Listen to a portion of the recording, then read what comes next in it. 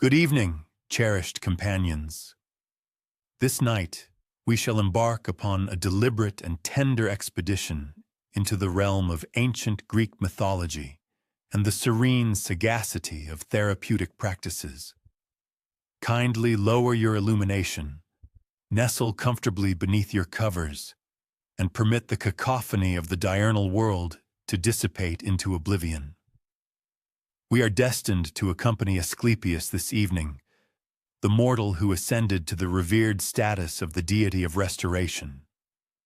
You will uncover the origins of medical science in Hellenic antiquity, comprehend how nocturnal visions guided therapeutic interventions, and discern the profound significance behind serpents becoming emblems of salubrity. Each narrative will unravel with deliberate grace, akin to the slow turning of pages within an aged, venerable tome. Now I implore you to dim your lights, perhaps activate a cooling fan to introduce a gentle, ambient hum, and let our shared odyssey commence. One might envision oneself standing amidst the undulating terrain of primeval Thessaly, where the nascent morning mist tenderly embraces the olive groves, and the atmosphere is redolent with the fragrance of wild botanicals. It is here that our chronicle initiates, not with the tumultuous clamor of thunder and lightning that characterizes so many Hellenic legends, but with a more subdued essence. The poignant sorrow arising from affection and bereavement, an eventuality that would ultimately bestow upon the world its most distinguished healer. Envision Coronis, a mortal woman whose raven tresses capture the solar effulgence with the gleam of burnished bronze. Her movements through her daily obligations possess the effortless elegance of an individual intrinsically connected to the terrestrial sphere. Diligently milling grains, tending modest hearths, and meticulously weaving fabric upon a rudimentary loom. Her hands are perpetually engaged, ceaselessly fashioning objects of utility. Unbeknownst to her, Apollo, the resplendent deity of illumination and melodic harmony, observes her from the veiled recesses of the cypress arboreal sentinels. One might naturally ponder the magnetic force that draws a divine being to a mortal woman. It is not solely her pulchritude, though she possesses an inherent loveliness akin to that of wild blossoms, unaffected and oblivious to their inherent allure. It is something more profound. Perhaps it is the gentle hum she emits while engaged in her labors, crafting melodies that even Apollo finds utterly captivating. Or perhaps it is her inherent benevolence towards the ailing and injured, individuals who occasionally present themselves at her threshold, seeking succor that she freely dispenses through poultices meticulously prepared from mountain herbs. Apollo approaches her, not in his full, blinding divine majesty, which would incapacitate mortal vision, but in the guise of a youthful man possessing golden hair and hands bearing the marks of honest toil. Their affection blossoms in a manner characteristic of those less complicated epochs.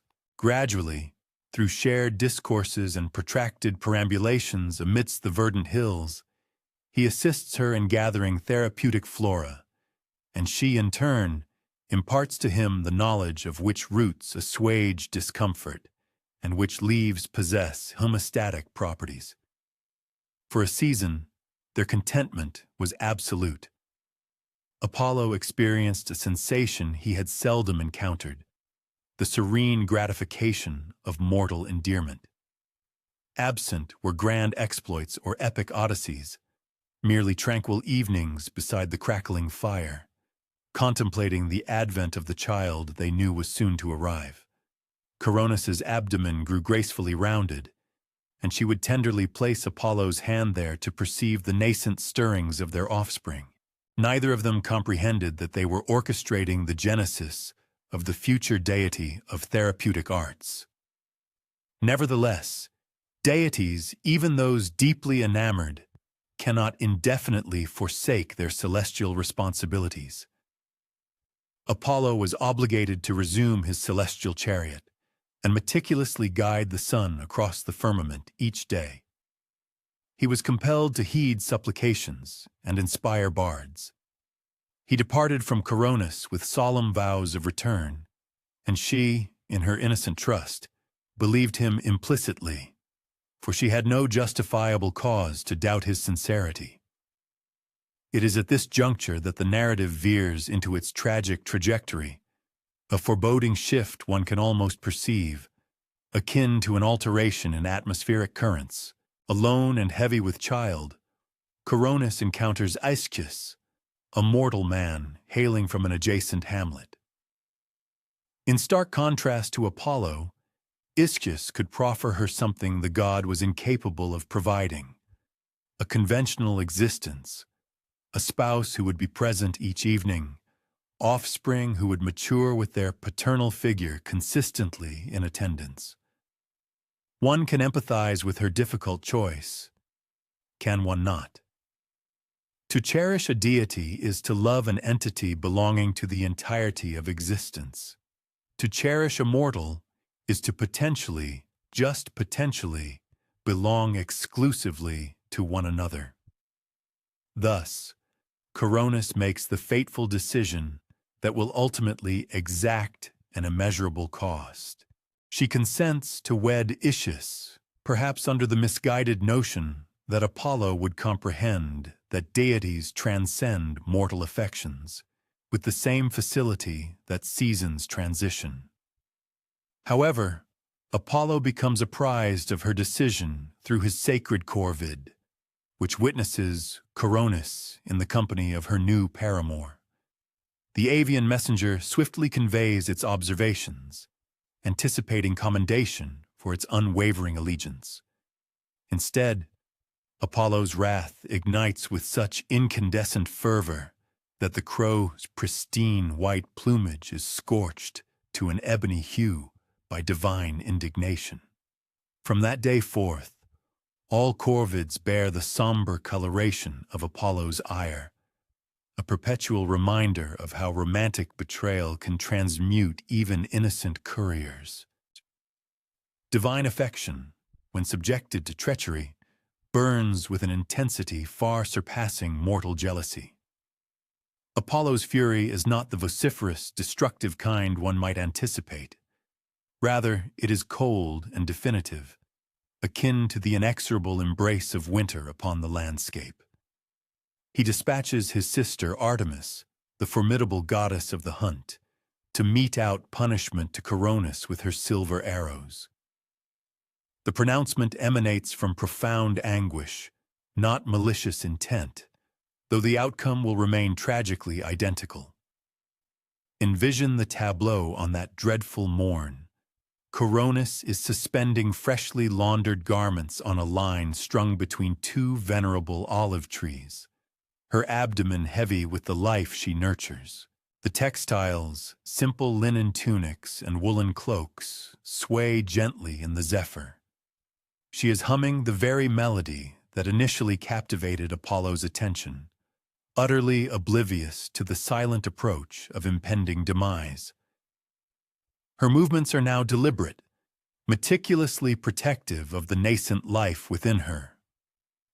Artemis materializes like a shadow stepping into the full blaze of sunlight, her bow already drawn taut. The huntress goddess experiences no gratification in this somber undertaking, yet she cannot gainsay her brother's imperative. There are no theatrical proclamations, no conclusive pronouncements of condemnation. The arrow flies with swift and unerring precision, and Coronis collapses amidst the damp garments, her hand instinctively moving to shield the child within her, even as her vital essence ebbs away. Yet it is here that the narrative unveils its more profound verity concerning healing and bereavement. As Coronis lies expiring, an internal stirring manifests within her, Not merely the infant, but an overwhelming melancholy that resonates even with the Olympian deities. She refrains from cursing Apollo or railing against her immutable destiny. Instead, her final contemplations are devoted to the child who will never experience his mother's tender lullabies or feel her comforting hands assess his brow for fever. Her ultimate utterances constitute a whispered supplication that her son will discover a greater measure of tranquility than his parents ever attained. Apollo arrives as her respiration becomes shallow and labored, and in that precise instant, the deity who commands the solar orb feels an irreparable fracture within his immortal spirit. He perceives the exorbitant toll his jealousy has exacted, not merely Coronis's life, but his son's opportunity to experience maternal devotion. The god who bestows light upon the cosmos has, paradoxically, engendered only obscurity, and the profound import of that realization will irrevocably shape all subsequent events. The God who orchestrates the sun's trajectory cannot resurrect the departed. However, he possesses the power to preserve the child. With hands more steadfast than any mortal surgeon's, he executes the inaugural recorded caesarean section, extracting the infant from his mother's womb precisely as her ethereal spirit embarks upon its journey to the netherworld. This pivotal moment is etched into Greek mythology as the premier surgical intervention, performed not from empirical medical acumen, but from the depths of desperate affection. The infant, destined to become Asclepius, emits a robust cry, indicative of one ordained for extraordinary accomplishments. Apollo cradles his son and discerns in the infant's countenance an echo of Coronis's gentle disposition commingled with an intrinsic divine essence. This progeny will mend where Apollo has wrought destruction. He will alleviate suffering where his progenitor has inflicted it. The god immediately grasps that this is both a precious endowment and a heavy burden. His son is fated to dedicate an eternity to rectifying the damages wrought by divine indignation. Apollo enshrouds the infant in Coronis's cloak, which still retains the warmth from her body and the aromatic essence of the herbs she once gathered. He breathes into the minuscule lungs, not merely the spark of life, but also a profound sense of purpose. This child will comprehend anguish because his genesis is rooted in tragedy. He will apprehend loss because his very existence testifies to the sacrifice made for his survival. Every therapeutic intervention he performs will serve as an homage to the mother he never knew. The god gazes down upon his son and renders a momentous decision that will reverberate through countless centuries.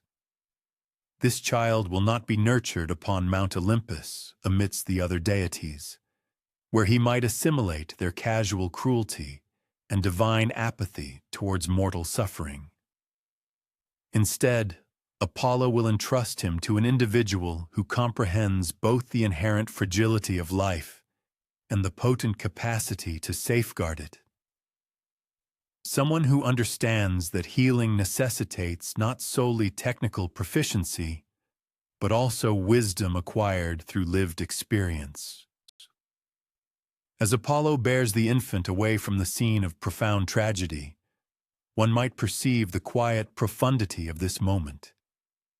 There are no thunderous peals or miraculous portents, merely a father holding his son, traversing the very hills where that son's mother once gathered healing botanicals.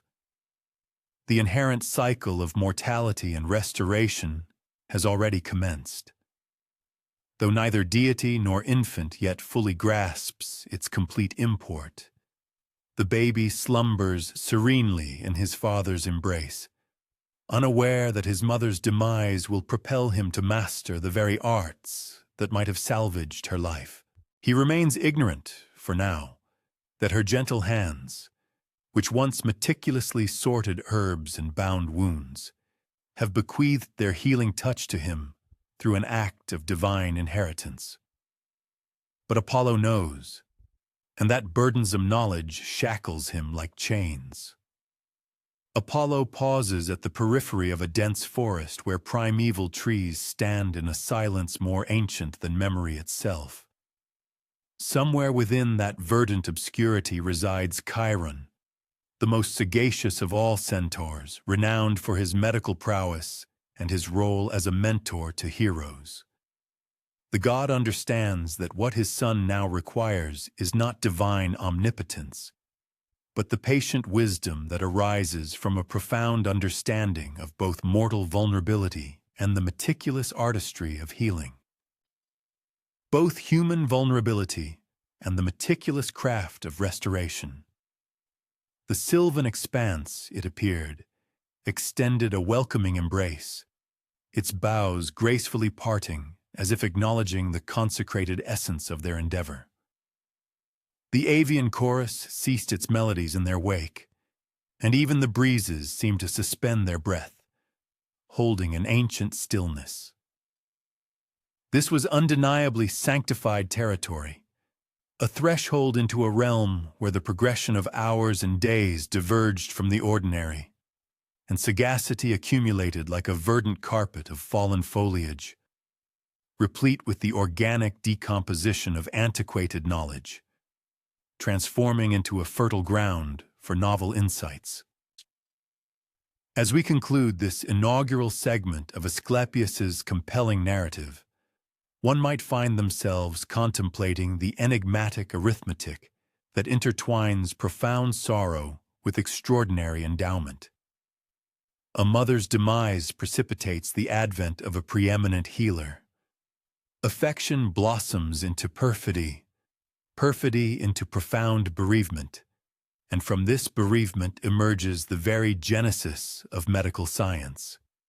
Coronis's supreme sacrifice thus becomes the foundational cornerstone of every infirmary, every physician's judicious touch, every therapeutic intervention designed to alleviate human suffering.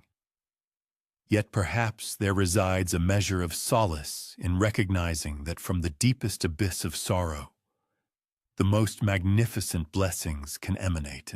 Asclepius will inherit his mother's innate benevolence and his father's celestial potency, tempered by the profound realization that every individual existence is invaluable precisely because of its inherent fragility and potential for loss.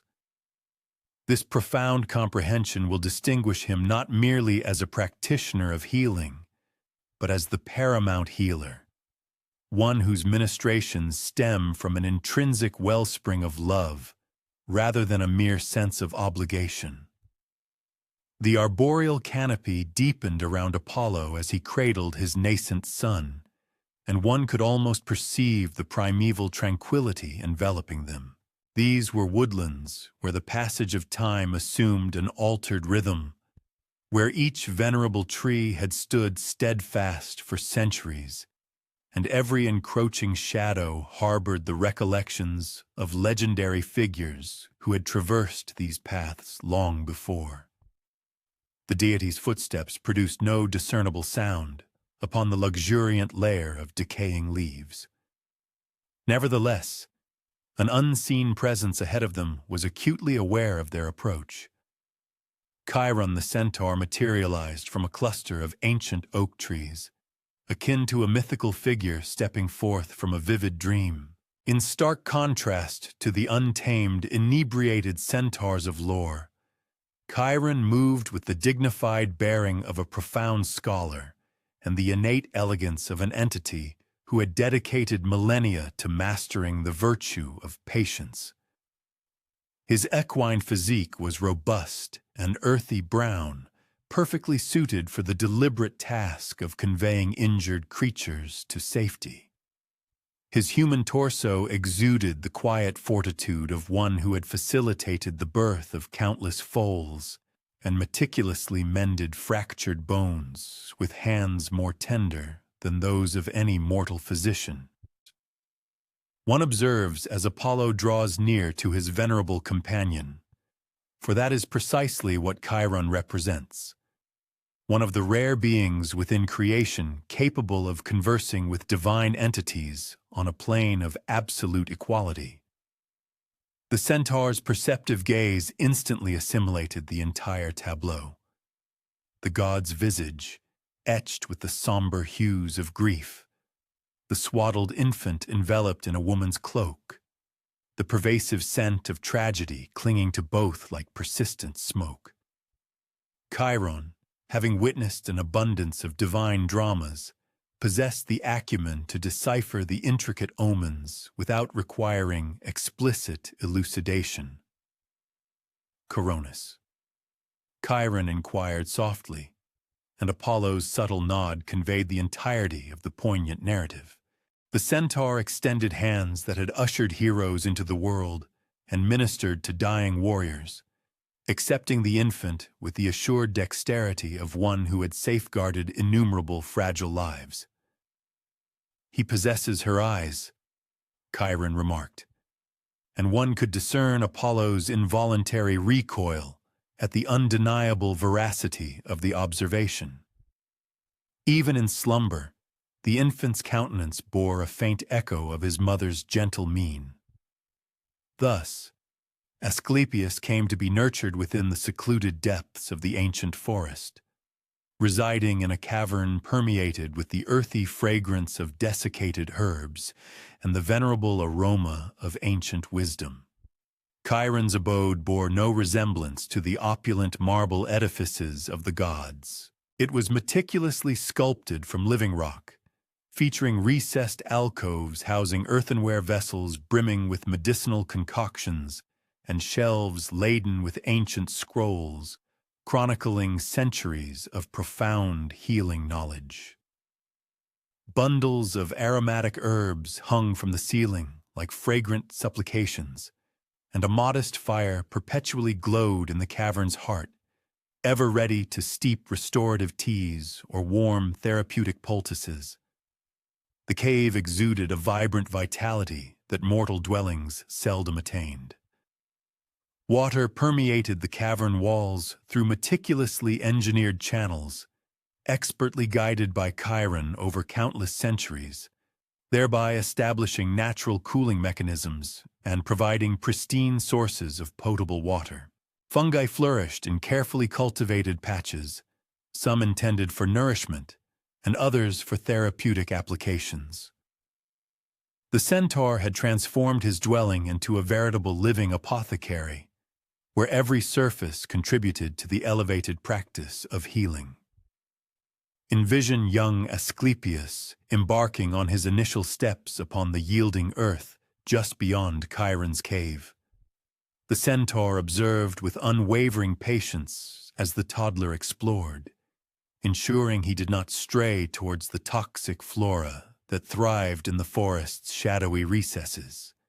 Yet Chiron did not impede the boy from touching the innocuous herbs, those possessing curative rather than harmful properties. Even at the tender age of 2, Asclepius exhibited an extraordinary tenderness towards all living organisms.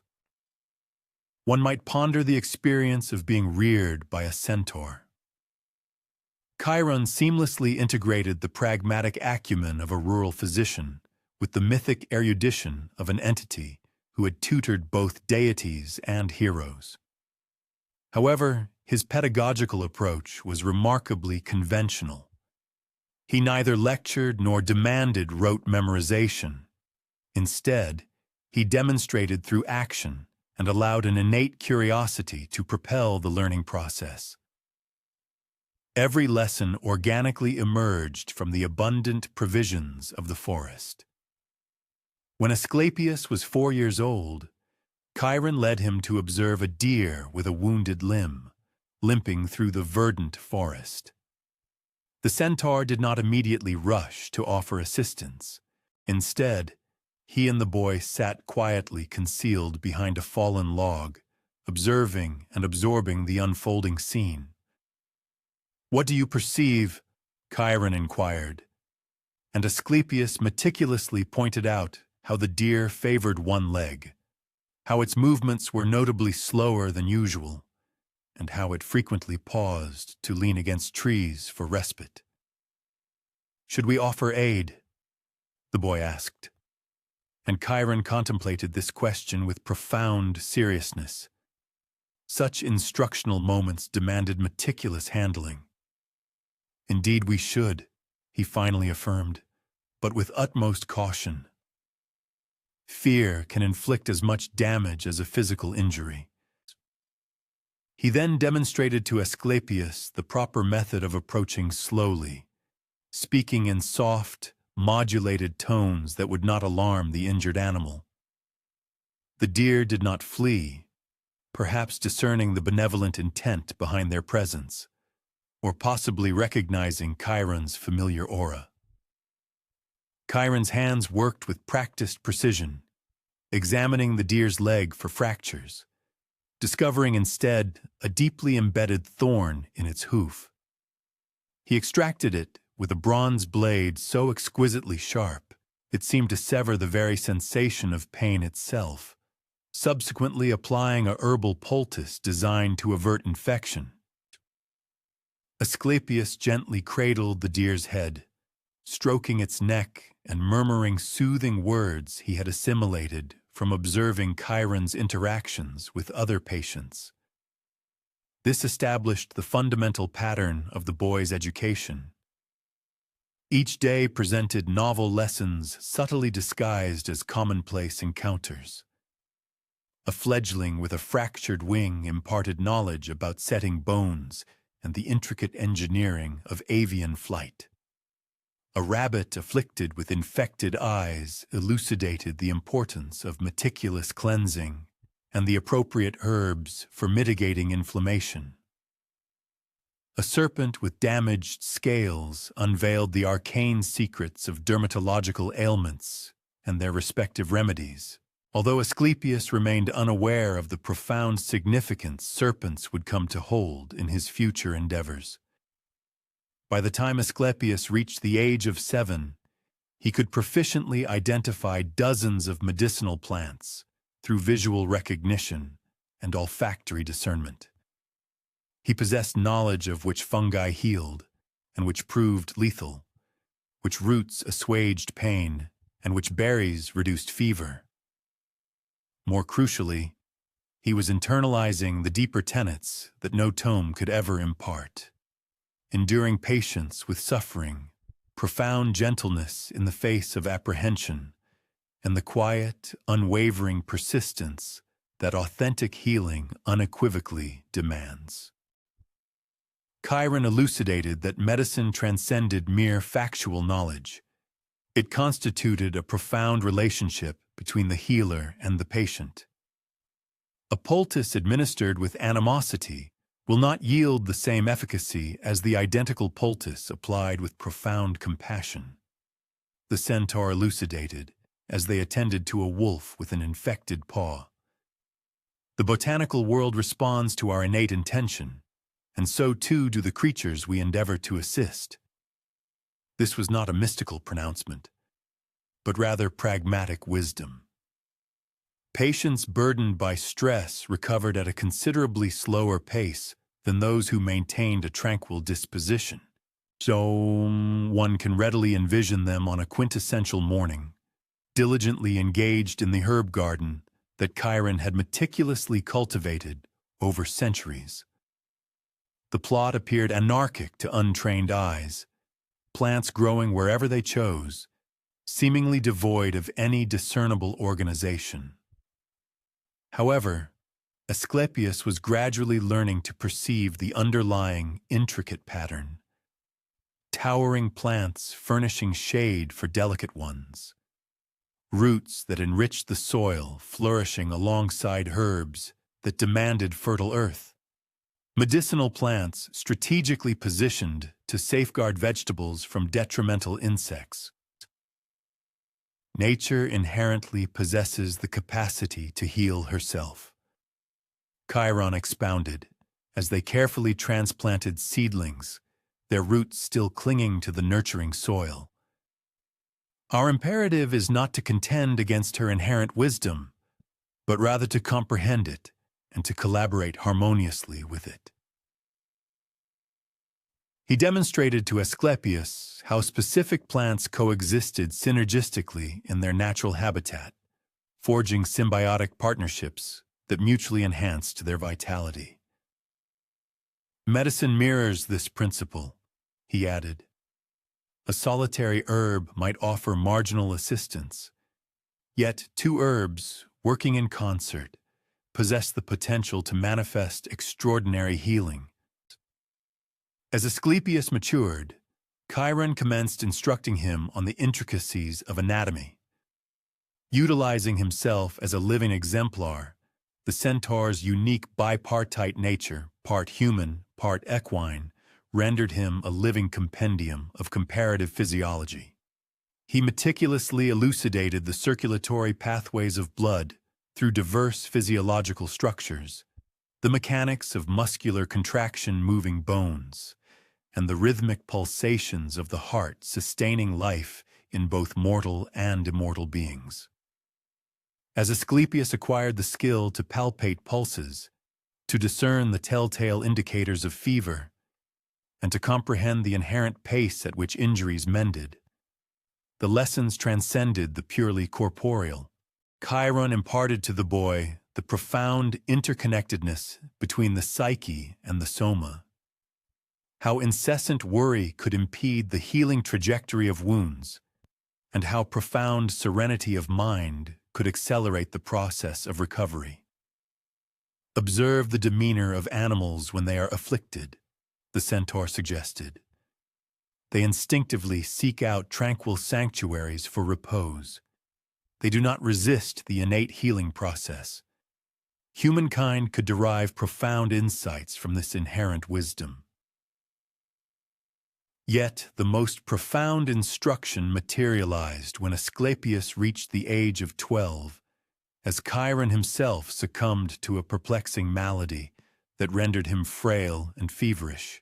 For the very first time, the young boy witnessed his revered mentor in the vulnerable guise of a patient, stripped of his usual formidable strength and in dire need of compassionate attention. This stark reversal of roles instilled in Asclepius a terror far exceeding any he had ever experienced tending to an injured creature. A cascade of unsettling questions assailed him. Would his burgeoning abilities prove inadequate? What if he were to make a critical error? Could it be that the wisest entity he knew was beyond recovery? Chiron, despite his own suffering, acutely perceived the pedagogical significance of the moment. True healing commences with the acceptance that absolute control eludes us, he uttered in a raspy yet still gentle voice from his bed of plush furs. At times we achieve a complete cure. Sometimes our capacity extends only to providing solace, and in other instances, we are simply called to remain steadfastly present with suffering until its inevitable passage. With painstaking patience, the centaur guided Asclepius through the intricate regimen of treatment, meticulously instructing him on the selection of appropriate herbs, the precise methods for their preparation, the optimal intervals for monitoring physiological changes, and the astute discernment required to identify both signs of amelioration and indications of decline. For 3 consecutive days and nights, Asclepius attended to his teacher with an unwavering devotion, akin to a son ministering to a cherished father. He meticulously steeped teas to their exact therapeutic potency, applied cooling compresses to his mentor's brow whenever the fever escalated, and maintained a silent, comforting vigil during the arduous hours when sleep remained elusive. The centaur's typically rhythmic respiration grew labored, and the young boy, in this crucible of care, learned to interpret the subtle, nuanced signals of a body engaged in a desperate struggle for recuperation. On the auspicious fourth morning, Chiron's fever broke with the sudden clarity of dawn dispelling a prolonged night. Beads of sweat glistened on the centaur's forehead, yet his skin felt refreshingly cool to the touch. His breathing deepened, becoming regular and placid. The critical phase had definitively passed, and both the sagacious teacher and his diligent student recognized that an event of profound significance had transpired. Asclepius had definitively transitioned across the threshold from a mere observer to a true healer, evolving from one who merely assisted to one who embraced full responsibility. "You performed admirably," Chiron pronounced simply, but his understated words resonated with the gravitas of a formal, deeply earned recognition. Asclepius in that moment understood that an irreversible transformation had occurred within his very being. This seminal transition unfolded with such subtle gradualness that he scarcely registered its progression, much like the imperceptible advance of dawn across the ancient forest canopy. One day, he was merely a diligent student absorbing various techniques. The next, he had matured into a decisive healer, entrusted with making judgments that bore the profound weight of life and death consequences. As Asclepius progressed into his adolescent years, whispers of his extraordinary capabilities began to permeate the regions beyond the secluded forest. Hunters, bearing their injuries, specifically sought out the centaur's hidden cave, having been captivated by persistent rumors of a prodigious young healer capable of performing what appeared to be miraculous interventions. Chiron observed with a profound sense of pride as his earnest student attended to each patient with the same meticulous diligence, irrespective of their social standing or their capacity to offer recompense. The young man exhibited no discernible partiality between the affluent merchant and the humble woodcutter, treating all with unwavering equality. One particular evening, as they were seated beside their crackling fire, diligently preparing various medicinal compounds for the ensuing day, Chiron articulated his thoughts about the future with the measured circumspection of one who had guided and witnessed the departure of countless students. "ICQ, you have assimilated every piece of knowledge I possess regarding the properties of plants and the mending of wounds," he declared, his hands expertly grinding dried herbs with a mortar and pestle rendered silky smooth by centuries of continuous use. However, the art of healing encompasses far more than merely tending to physical bodies. Dreams, fervent prayers, the flicker of hope, the depths of despair. These intrinsic human experiences are also integral components of medicine. He then recounted to Asclepius tales of the revered ancient temples where the practices of healing and profound spirituality were inextricably interwoven, where individuals sought not only corporeal restoration, but also a profound renewal of their very spirit. "Your paternal endowments are unequivocally stirring within you," Chiron observed, noting with sagacity how the various plants seemed to respond with heightened efficacy to the boy's touch, and how patients under his care consistently recovered with remarkable swiftness. "Ere long, you will need to unravel the profound meaning of embodying both the divine and the healer." The centaur's prescient declarations indeed proved prophetic. As Asclepius neared the precipice of manhood, his inherent healing faculties began to transcend anything that mere mortal comprehension or empirical knowledge could possibly achieve. Wounds, under the gentle application of his hands, closed with an accelerated swiftness. Fevers, when he laid his palms upon burning foreheads, dissipated almost instantaneously.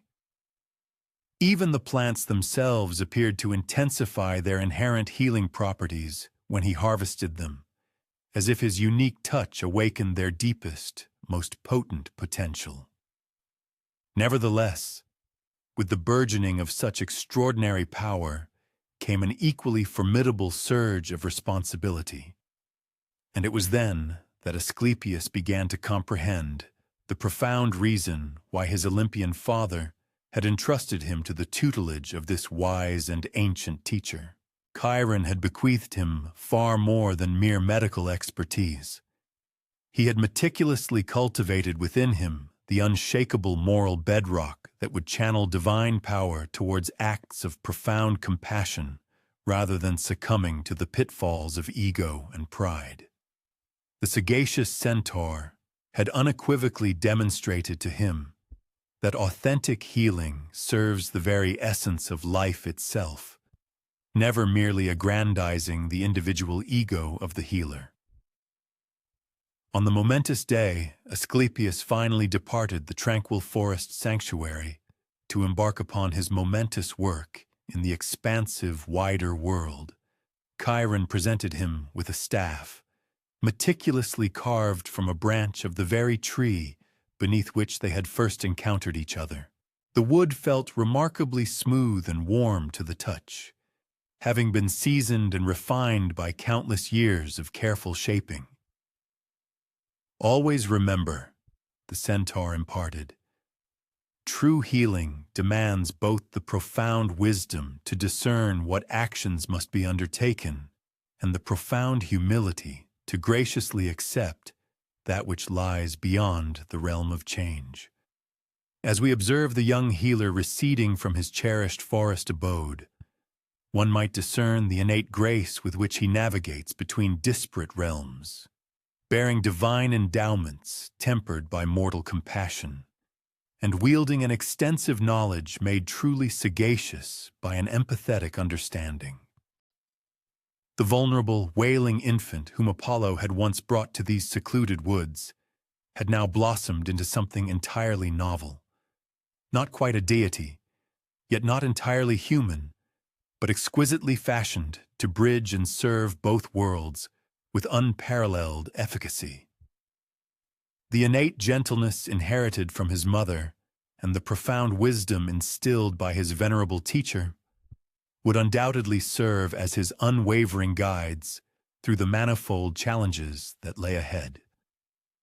The young Asclepius strode away from Chiron's secluded forest sanctuary, and one could almost feel the tangible weight of the unadorned leather bag slung casually across his shoulder. Within its confines reposed the foundational instruments of healing, not ethereal magical artifacts imbued with divine luminescence, but rather humble, practical tools that spoke eloquently of meticulous, patient labor and astute, careful observation. It is at this juncture that we discern a fundamental truth. Even healing of a divine caliber originates with the most commonplace and unpretentious materials. Envision him pausing at the verdant fringes of a modest village as the nascent morning sun pierced through the dappled olive groves. His inaugural patients would not seek him out propelled by his burgeoning divine reputation. Instead, they would approach him because someone had keenly observed his gentle, reassuring hands and the unhurried, non-judgmental manner in which he navigated their world. In the tapestry of ancient Greece, the practice of medicine did not begin within the hallowed confines of gleaming marble temples, but rather amidst the bustling, dusty marketplaces and within the simple, unassuming homes where human suffering patiently awaited the arrival of someone possessing the profound skill to truly listen. The unassuming leather bag harbored practical secrets that to a modern sensibility would appear impossibly rudimentary. It contained a curated collection of bronze knives, each one meticulously crafted and honed for distinct surgical applications. The smallest, no larger than a child's delicate finger, was perfectly suited for the precise extraction of thorns or the careful lancing of minor abscesses. A blade of medium size, possessing an edge as keen as a whispered secret, could incise skin with immaculate precision when preparing to set fractured bones.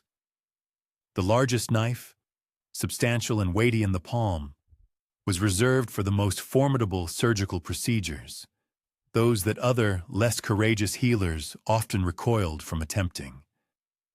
Yet knives represented merely the genesis of his medical arsenal.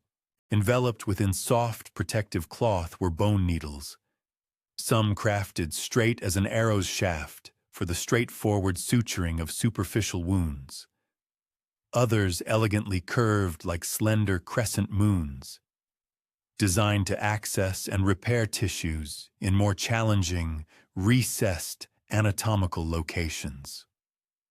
Suture material, meticulously fashioned from the intestines of sheep, provided threads that the human body could naturally absorb as the healing process gracefully unfolded.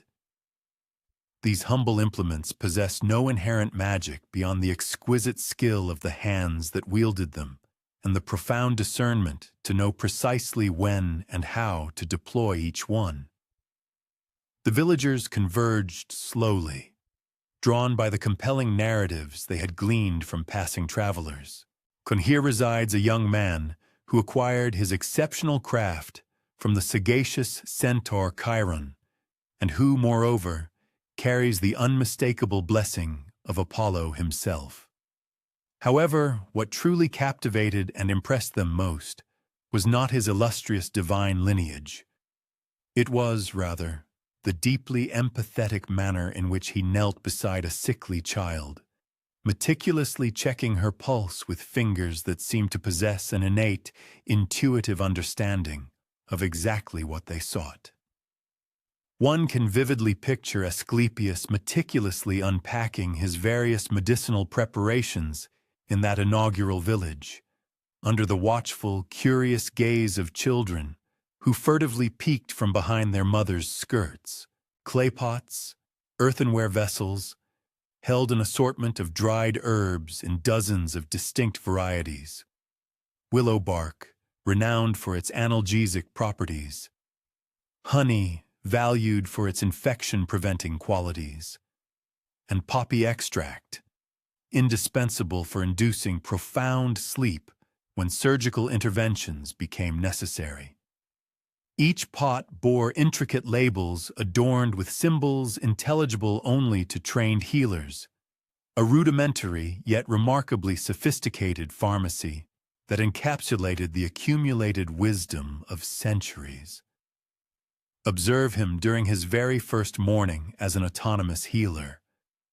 An elderly farmer gingerly approached, visibly favoring his left leg, his limp severe enough to render his daily agricultural labors nearly impossible.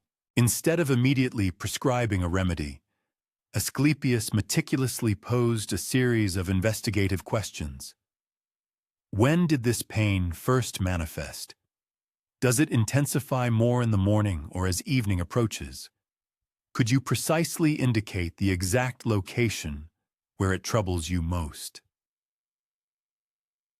The subsequent physical examination would appear remarkably familiar to any contemporary medical practitioner. Asclepius carefully palpated the farmer's leg with discerning hands, gently assessing the mobility of the joints, all the while intently observing the man's facial expressions for any telltale signs of discomfort. He ultimately diagnosed an old injury that had never properly mended, resulting in chronic inflammation that progressively worsened with each day's arduous toil. The prescribed solution was far from dramatic. A soothing poultice of herbs to mitigate the swelling, a regimen of targeted exercises to fortify the supporting musculature, and pragmatic counsel regarding appropriate periods of rest. But it was precisely here that his divine heritage subtly manifested itself. As Asclepius meticulously prepared the herbal remedy, something truly remarkable occurred. The plants themselves seemed to respond with heightened receptivity to his touch, releasing their inherent healing properties with a potency far exceeding what they would for ordinary hands. The resulting mixture did not merely exude the scent of medicine. It carried an palpable aura of hope that instilled in both the healer and the patient an unwavering belief in the imminent possibility of relief. Word of his extraordinary efficacy disseminated with remarkable swiftness throughout the small, interconnected communities, and by that very afternoon, a considerable queue of patients had already formed outside the unassuming house where Asclepius had established his nascent practice. Each individual case offered him fresh, invaluable insights into the practical application of Chiron's profound lessons. A mother presented her infant, plagued by a persistent cough. He prescribed therapeutic steam derived from boiled herbs and patiently demonstrated to her techniques to facilitate the child's breathing. A robust young man, suffering from infected wounds sustained during farm work, received meticulous cleaning and bandages generously saturated in honey, nature's own potent antibiotic. The modest leather bag contained strips of linen, meticulously washed and re-washed until they achieved a silken softness, ready to be fashioned into bandages, often saturated with honey, nature's potent antiseptic. One might justifiably ponder how a budding practitioner managed to wield such intimidating implements without inflicting further injury. The fundamental explanation resided in unwavering patience and meticulous scrutiny. Asclepius diligently honed his nascent skills upon deceased creatures initially, assiduously observing how various tissues reacted to different types of incisions, comprehending the mechanisms by which skeletal structures could be mended, and mastering the control of hemorrhage. Every single technique was rigorously evaluated and perfected before he ever contemplated applying it to a sentient being. His collection of instruments underwent a continuous refinement process in tandem with his expanding medical practice. Asclepius began meticulously fashioning bespoke implements for a diverse array of therapeutic interventions. Slender bronze exploratory instruments designed for investigating deep lesions without exacerbating trauma. Articulated grasping tools for extracting extraneous materials from lacerations, and miniature osteotoms reserved for critical situations where compromised osseous matter necessitated excision to preserve an extremity.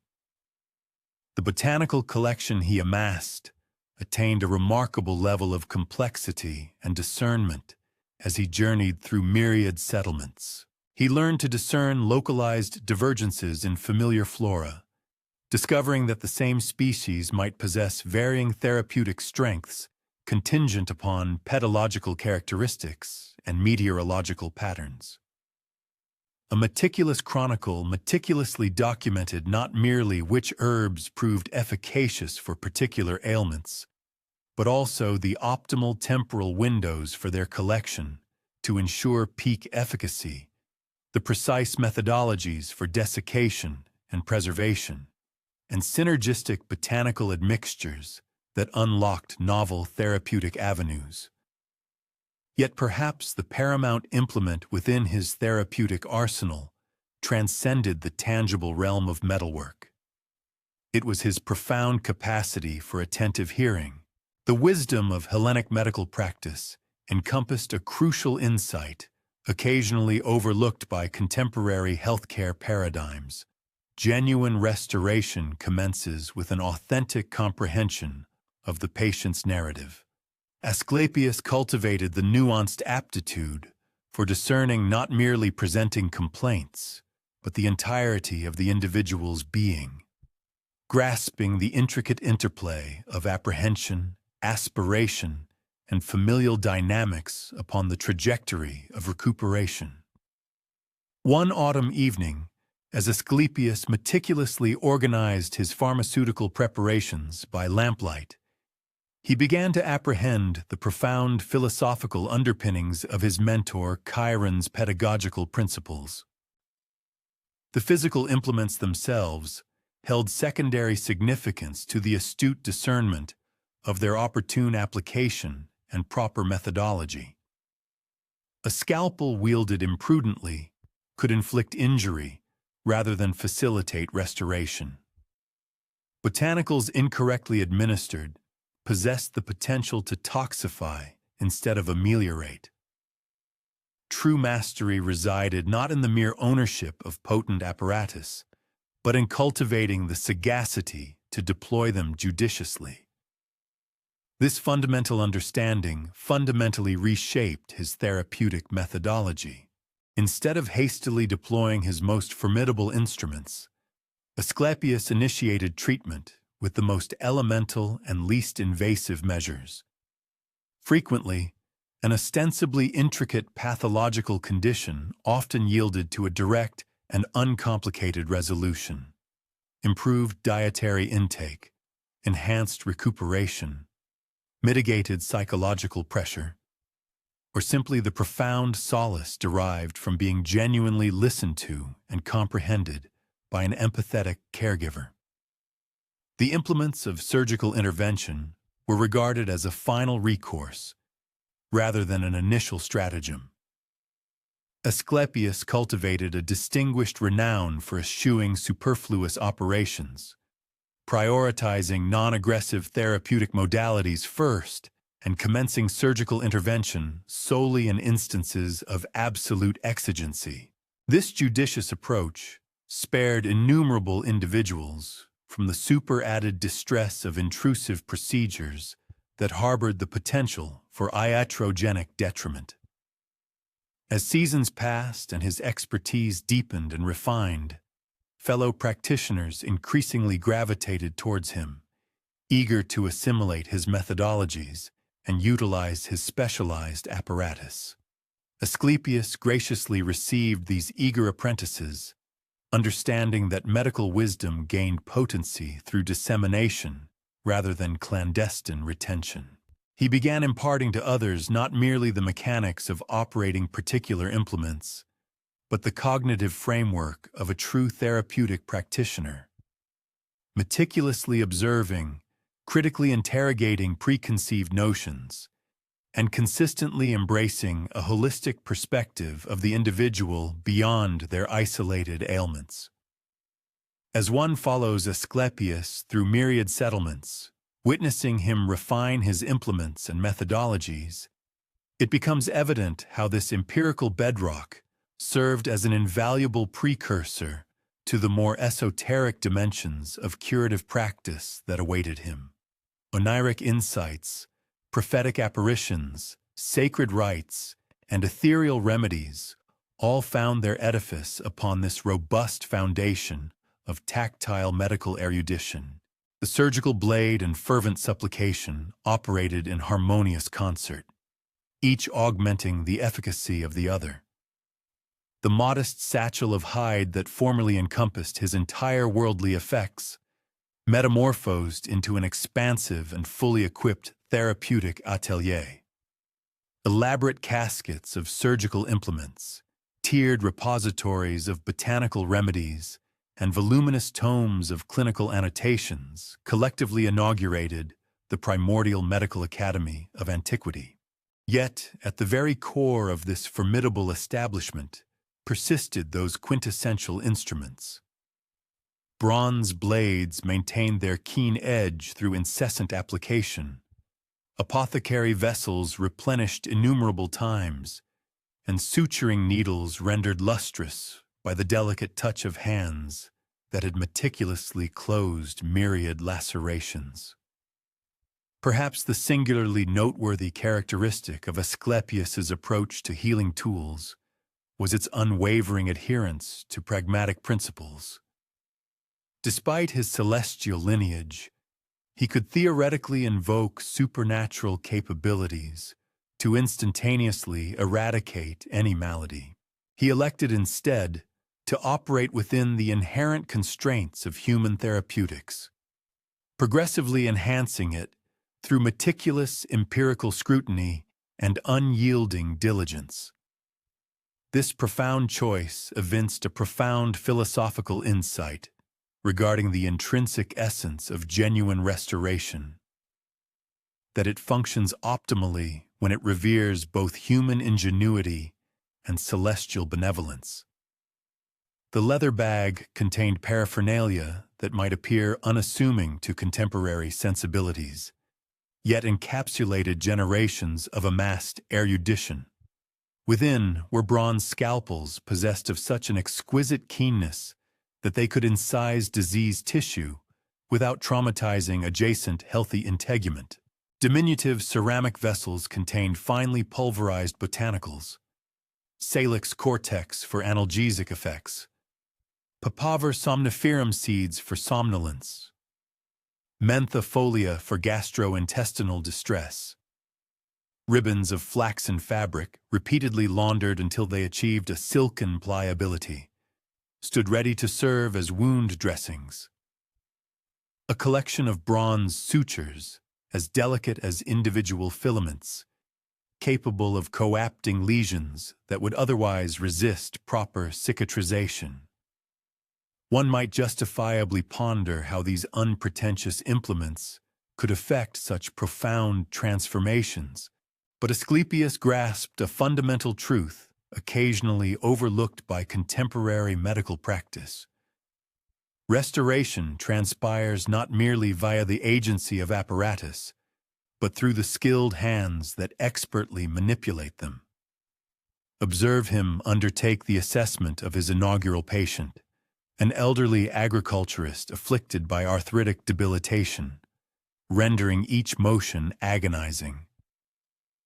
Asclepius did not precipitously resort to pharmaceutical intervention.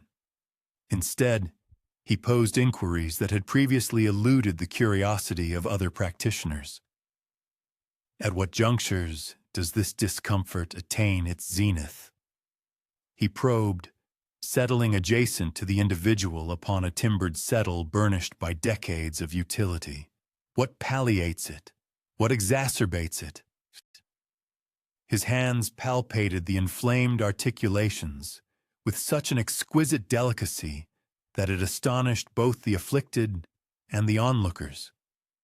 This transcended mere diagnostic procedure. It constituted a profound dialogue between practitioner and corporeal form, articulated through the idiom of meticulous mindfulness. From his satchel, Asclepius extracted a diminutive ceramic phial containing a herbal oleum infusion, whose formulation had been imparted to him by Chiron. This meticulous preparation spanned several weeks, gathering the appropriate botanicals at their optimal period, desiccating them under precise environmental parameters, and amalgamating them with oleum derived from the choicest olives. Yet, as he gently worked the therapeutic unguent into the farmer's afflicted articulations, an instantaneous palliation visibly registered upon the aged countenance. "The divine powers have bestowed their grace upon your touch, young sir," the agriculturist declared. Yet Asclepius demurred, gently shaking his head. "The true benediction resides within the flora," he responded. "My sole contribution has been to attune myself to their botanical wisdom." Such profound modesty would henceforth distinguish his professional ethos, eschewing any assertion of celestial prerogative in favor of achievements attributable to meticulous empirical scrutiny and diligent scholarly application. As reports of his extraordinary proficiency disseminated widely, Asclepius began to draw an increasing influx of intricate medical presentations. A distressed mother presented her offspring, consumed by a persistent pyrexia spanning several days. Indigenous female healers had applied their traditional panaceas to no avail, and a profound sense of exigency compelled the maternal figure to solicit aid from this nascent, itinerant practitioner, whose therapeutic efficacy resided within a humble satchel. Asclepius prostrated himself beside the infant's cot, keenly observing the accelerated respiration, the suffused dermis, and the paradoxical tremor of the diminutive physique amidst its febrile state. From his curated assemblage of implements, he chose not pharmaceuticals, but a segment of pristine flaxen cloth, saturated with chilled aqua. Occasionally, he elucidated to the anxious parent, the organism necessitates assistance in its thermoregulatory processes prior to initiating recovery. He demonstrated to her the precise methodology for positioning the hypothermic compresses upon the child's cranium and carpi, regions where vascular circulation was superficial. From another pot, he meticulously portioned specific quantities of desiccated botanicals, Sambucus nigra flos to induce diaphoresis, Matricaria chamomilla to tranquilize the agitated psyche, and a modicum of mellifluous sweetness to render the acrid infusion agreeable to juvenile palates. The formulation of this therapeutic draught evolved into a ceremonial act that assuaged the maternal anxiety as profoundly as it benefited the infant. Restoration is facilitated as much by optimistic expectation as by botanical efficacy, Asclepius remarked, as they anticipated the abatement of the pyrexia. By demonstrating to individuals their capacity for self-aid, we reinstate their agency over infirmity. The maternal figure witnessed her child's respiration progressively decelerate and deepen, comprehending for the initial occasion that she was not entirely disempowered in the face of disease. But not every implement within Asclepius's repertoire was characterized by its benign application. When a youthful pastoralist presented with a profound laceration upon his lower limb, inflicted by the formidable dentition of a lupine predator and already exhibiting nascent indications of sepsis, a more decisive and invasive therapeutic measure was necessitated. The trauma demanded a surgical dexterity that rigorously challenged every lesson imparted by Chiron concerning the intricate internal construction of the human form. From within his satchel emerged an array of bronze implements, scintillating with a brilliance akin to incarcerated solar rays. The scalpels themselves were veritable masterpieces, their edges perfected to an unparalleled keenness, and their hilts encased in leather to ensure an unyielding purchase.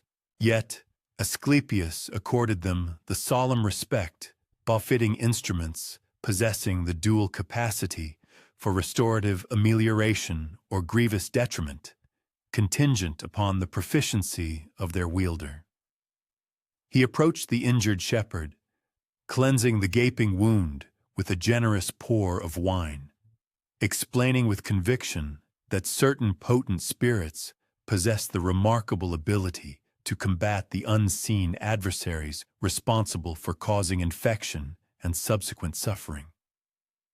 The young man, in his agony, clenched his jaw tightly as Asclepius meticulously probed the damaged tissue, systematically extracting dirt and ragged flesh with a precision reminiscent of a master sculptor shaping raw marble into a work of art.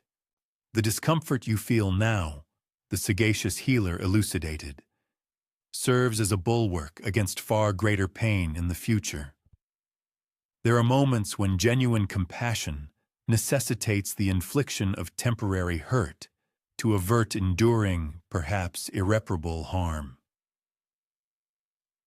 As the weeks unfolded, Asclepius's renown burgeoned exponentially, not merely for his extraordinary aptitude in mending the afflicted, but equally for his profound willingness to impart his profound knowledge to others. He assiduously instructed the local women on the intricate preparation of diverse herbal concoctions, efficacious remedies designed to alleviate a plethora of common maladies.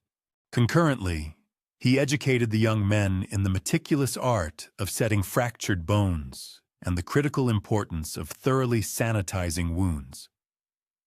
His unassuming leather satchel, brimming with an array of instruments and botanical specimens, thus metamorphosed into a veritable peripatetic academy of medical enlightenment. The delicate bronze needles were then brought into meticulous operation as Asclepius expertly closed the wound with an array of stitches so exquisitely neat and uniformly placed that they appeared more akin to an intricate decorative pattern than a purely functional necessity. Each individual suture was executed with an almost mathematical exactitude, painstakingly drawing the severed edges of the torn flesh together into a flawless congruence. The shepherd observed in profound astonishment as his once gaping, gruesome injury was progressively transformed into a clean, almost elegant line, promising a trajectory of complete healing rather than a slow, agonizing festering. "How do you discern precisely where to incise and where to bind?" the young man inquired, prompting Asclepius to momentarily suspend his meticulous work and thoughtfully ponder the query. "Every human body recounts its own unique chronicle," he responded with quiet profundity. "The vital blood reveals its desired course of flow. The resilient muscles indicate their preferred orientation. My role is simply to attune myself to their inherent narrative and facilitate their intrinsic capacity to reclaim their former wholeness. Yet the efficacy of any instrument is inherently contingent upon the profound wisdom that directs its application." Asclepius consistently impressed upon his eager students the overarching foundational principles that underpinned every practical technique. These meticulously crafted instruments merely serve as extensions of our physical hands, he expounded during an impromptu instructional session held beneath the dappled shade of ancient market square trees. However, they possess no capacity to extend the reach of our hearts. True compassion, therefore, stands as the paramount tool, the very essence that renders all other implements genuinely effective. "Why do you so readily divulge your closely guarded insights?" posed a seasoned physician from the nearest urban center, a man whose subtle envy of the burgeoning fame of the youthful healer was palpable. "Do you not harbor apprehension regarding potential rivalry?" Asclepius, genuinely perplexed by the very notion, displayed a look of unfeigned bewilderment. "The burden of suffering is far too immense for any singular healer to adequately alleviate," he declared with disarming simplicity. "The greater the number of hands proficient in the art of healing, the lesser the quantum of pain that pervades the world." This groundbreaking philosophical stance instigated a profound metamorphosis within the very fabric of medicine itself, eschewing the conventional practice of safeguarding knowledge as if it were a precious, exclusive treasure. Asclepius pioneered the establishment of the inaugural collaborative network of healers, fostering an environment where techniques and novel discoveries were openly exchanged. He meticulously instructed them on the fabrication of their own specialized instruments, guided them to the optimal sources for essential materials, and elucidated which particular methods proved most efficacious for specific ailments. His humble leather satchel, once a personal possession, rapidly evolved into a universally recognized template, meticulously replicated across the entirety of the Greek world. As one traces the remarkable trajectory of Asclepius's groundbreaking medical practices, it becomes strikingly evident just how profoundly revolutionary his methodology truly was. In an era where the art of healing was frequently perceived as either an act of arcane magic or a direct manifestation of divine intervention, he steadfastly championed an empirical understanding of the intricate workings of the human body. He is rightfully credited with conceiving the first systematic approach to medical science, establishing the foundational schools of medical thought, and forging the initial expansive network of rigorously trained healers, thereby laying the groundwork for all subsequent medical advancement. He powerfully underscored this fundamental truth when a destitute beggar, afflicted with a debilitating disease, presented himself, seeking the very succor that every other practitioner had steadfastly refused to provide. The man's condition was alarmingly advanced and excruciatingly painful, his emaciated body bearing the indelible scars of prolonged neglect. Other physicians, without hesitation, would have summarily dismissed him as utterly incurable. Yet Asclepius, with the same unwavering, solicitous attention he routinely accorded his most affluent patrons, reached into his bag. The instruments he employed were identical: the familiar bronze knives, the very same herbal preparations, the identical linen bandages. However, the profound compassion with which he applied them utterly transformed both the immediate treatment and the psychological state of the patient. Even in instances where a complete cure eludes our grasp, he imparted to his attentive students, we are invariably capable of offering solace. And sometimes, that very comfort blossoms into the bedrock for a healing process that initially appeared utterly unattainable. Perhaps most significantly, he never once allowed himself to forget that the most intricate and sophisticated instrument within his entire collection was, in fact, kindness itself. Every gleaming bronze knife was guided by an abiding sense of compassion. Every herbal remedy was meticulously prepared with an underlying current of profound love, and every protective bandage was applied with an unshakable conviction of hope. His physical tools were undeniably simple in their design, but the heart that directed their application possessed an infinite, boundless capacity for genuine care and solicitude. And so, Asclepius toiled tirelessly in that modest village, his leather bag always open beside him, as he ministered to an incessant influx of patients. The profound efficacy of his healing instruments and his compassionate philosophy radiated outwards from his gentle, skilled hands, much like ever-widening ripples across a tranquil pool of water, progressively carrying tangible relief to the most remote corners of the world, where suffering had for too long persisted without any meaningful intervention. His enduring legacy provided the comforting assurance that, somewhere, always, there would be someone equipped with the means to alleviate pain and rekindle the precious flame of hope. Healing in the ancient world encompassed far more than the mere application of physical remedies.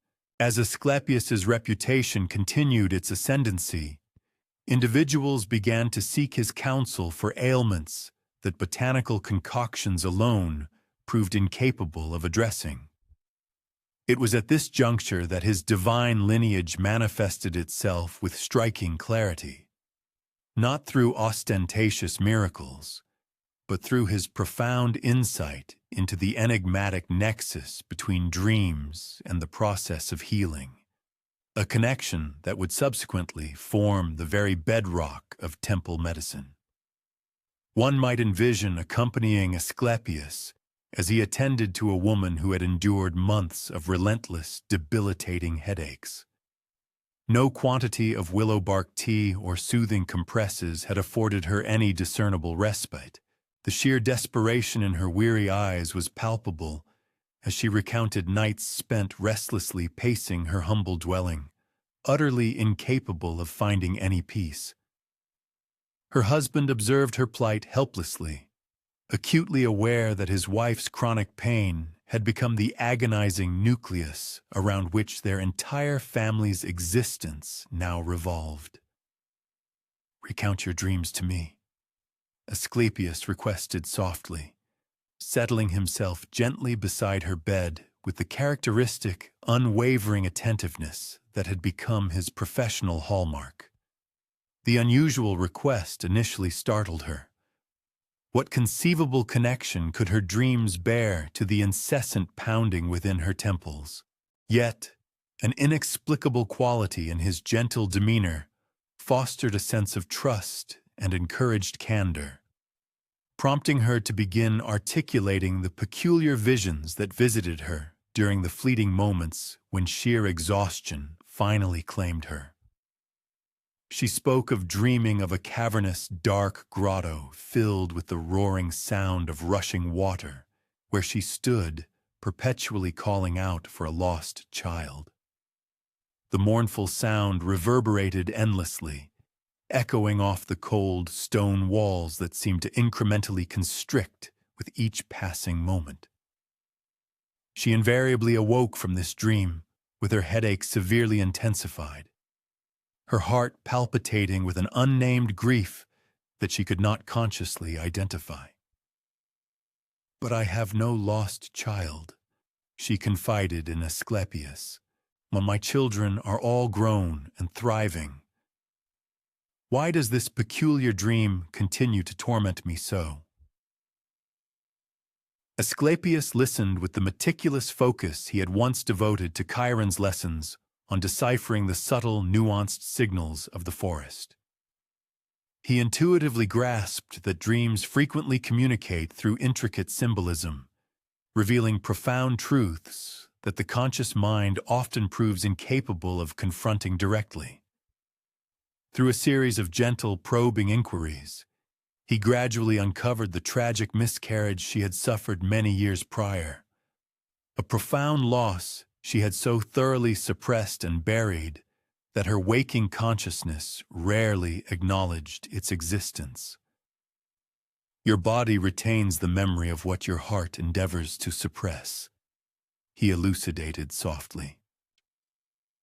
Occasionally, pain courses beneath the surface, much like subterranean water through hidden caves, ultimately emerging in unexpected and perplexing locations. He prescribed not only herbal remedies specifically formulated for her headaches, but also a poignant ritual of mourning for the child who had never drawn a single breath. "Provide your grief with a designated outlet," he tenderly suggested, "and it may cease to manifest itself as pain in other parts of your being." This insightful approach became a consistent pattern as Asclepius progressively refined his understanding of the therapeutic power inherent in dreams. He honed his remarkable ability to interpret the symbolic lexicon of the sleeping mind, unraveling visions that unveiled previously concealed origins of illness. A man who frequently dreamed of drowning, for instance, ultimately recognized his deep-seated fear of relinquishing control. A woman plagued by dreams of being relentlessly pursued came to comprehend her profound anxiety concerning an unhappy and unfulfilling marriage. Physical symptoms, with remarkable frequency, often dissipated entirely once these underlying emotional wounds finally received the requisite attention and healing. One might justly ponder the genesis of Asclepius's singularly unconventional approach to medicine. The answer lies partly within his inherent divine heritage. for the gods frequently communicate through the ethereal medium of dreams and visions, but predominantly in his unwavering willingness to heed and acknowledge profound aspects of the human experience that other healers conspicuously disregarded. He observed that patients frequently alluded to their nocturnal dreams, and he consequently began to accord these deeply personal nocturnal narratives the same serious consideration and analytical rigor with which he scrutinized their manifest physical symptoms. Word of the young healer who performed cures through the profound art of dream interpretation spread rapidly, prompting pilgrims from distant lands to undertake special journeys to seek his unique assistance. However, Asclepius did not merely analyze their visions. He empowered them by teaching them how to actively invite and cultivate healing dreams within themselves. Sleep is not merely a state of unconsciousness, but rather a sacred doorway, he explained to a gathering of patients assembled within a serene grove of sacred trees. When we approach this threshold with proper reverence and preparation, we can traverse it into realms where profound healing patiently awaits. Tuki, he meticulously instructed them on the precise preparations for therapeutic sleep. Ritualistic bathing in cool, pristine spring water to purify both the corporeal form and the spiritual essence. Periods of fasting designed to quiet the incessant chatter of the conscious mind, and the burning of specific aromatic herbs whose fragrant smoke was believed to carry earnest prayers directly to the benevolent gods of healing. This elaborate preparatory process eventually assumed an importance equal to that of the dreams themselves, effectively carving out a sacred space for the divine to permeate and influence ordinary human existence. Envision the meticulously orchestrated scene as Asclepius painstakingly prepared a designated sleeping chamber for a merchant whose persistent chronic stomach ailments had stubbornly defied all conventional medical treatments. The room itself was characterized by its simplicity, yet every element was arranged with deliberate care. Pristine linen adorned a comfortable bed.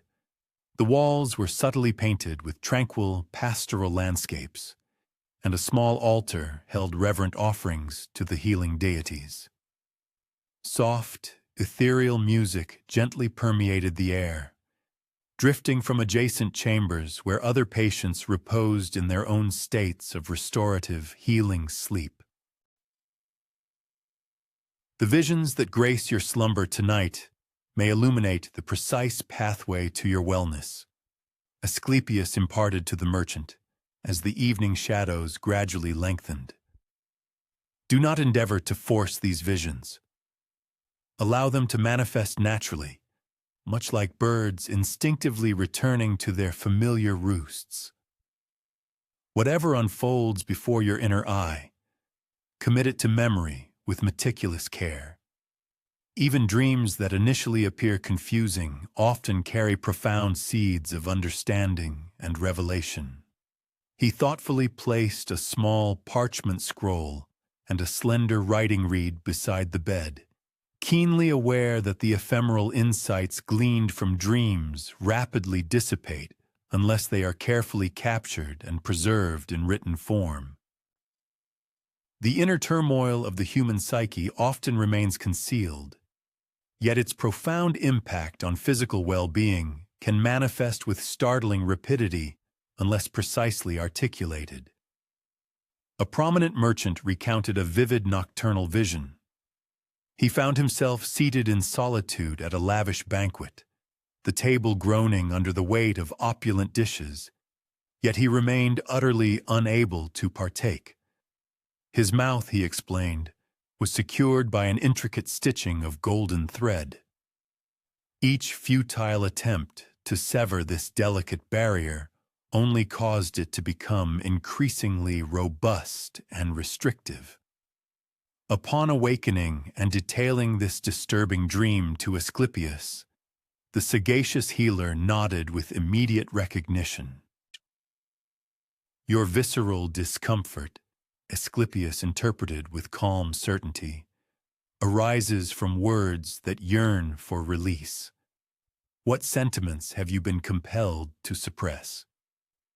Through a careful, empathetic dialogue, they unearthed the merchant's deep-seated animosity toward a former business partner who had deceitfully wronged him years prior. This pent-up fury had, quite literally, been insidiously corroding his digestive system, creating tangible manifestations of an emotional toxin. Asclepius's prescribed remedy extended beyond mere soothing herbs for the stomach. It included a structured therapeutic encounter where the merchant could finally articulate his genuine sentiments. True recuperation sometimes demands courage as much as it does medication, the healer noted profoundly.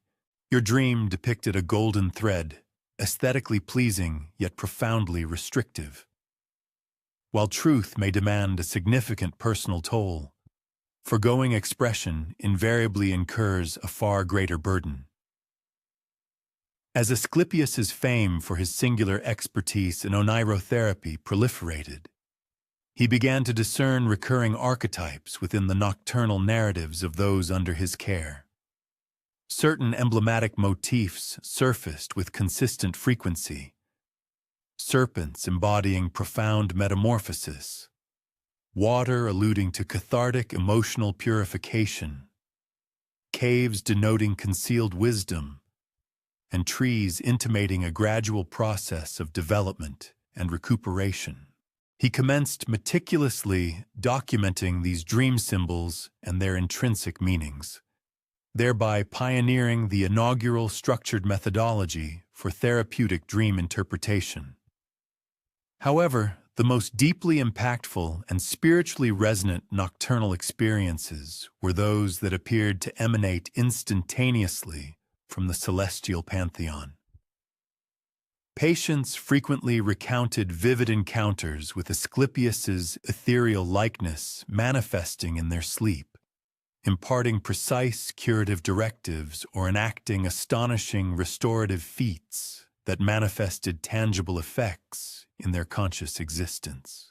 These divine dreams both perplexed and simultaneously rendered modest the healer, who could not comprehend the mechanism by which his spectral form materialized to people miles away while he reposed in his own bed. Perhaps healing cultivates its own pervasive presence, he reflected thoughtfully to a colleague who had come to assimilate his techniques.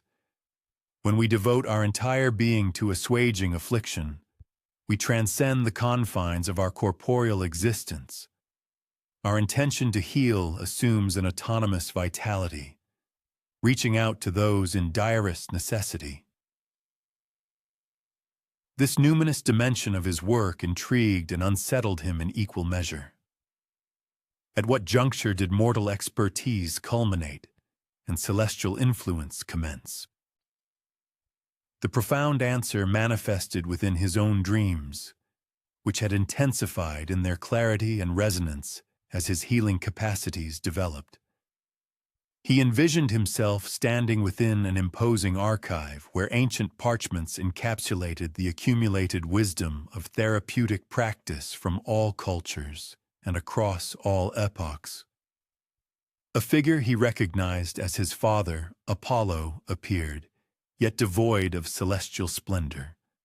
Instead, he resembled a venerable medical practitioner whose hands evidenced the enduring marks of a lifetime dedicated to the welfare of humanity. "You harbor concerns regarding the provenance of your endowments," the dream Apollo said gently. "But the very act of restoration constitutes the fundamental origin. Every time you alleviate suffering, you tap into the identical fount that nourishes all empathetic concern. Divinities do not possess the exclusive claim to healing. Rather, we are its devoted custodians, just as you are. This dream bestowed upon Asclepius the tranquility for which he had yearned, comprehending at last that his abilities emanated from a force transcending both divine omnipotence and human proficiency. Fortified by this profound insight, Asclepius commenced the instruction of fellow practitioners on how to engage with their patients' nocturnal visions. He elucidated methods for establishing optimal environments conducive to restorative slumber, techniques for deciphering prevalent dream imagery, and strategies to assist individuals in discerning the intrinsic linkages between their dream narratives and their physical afflictions. Nocturnal reveries represent missives composed by the corporeal form for the spiritual essence, he explained with profound simplicity. Our vocation entails facilitating the interpretation of these personal dispatches. This methodology proliferated across the Hellenic realm, ultimately institutionalized within the hallowed sanctuaries that would be consecrated in Asclepius's honor. Devotees journeyed considerable distances to repose within sacred dormitories, where curative visions were reputedly bestowed upon those who approached with appropriate spiritual readiness and genuine exigency.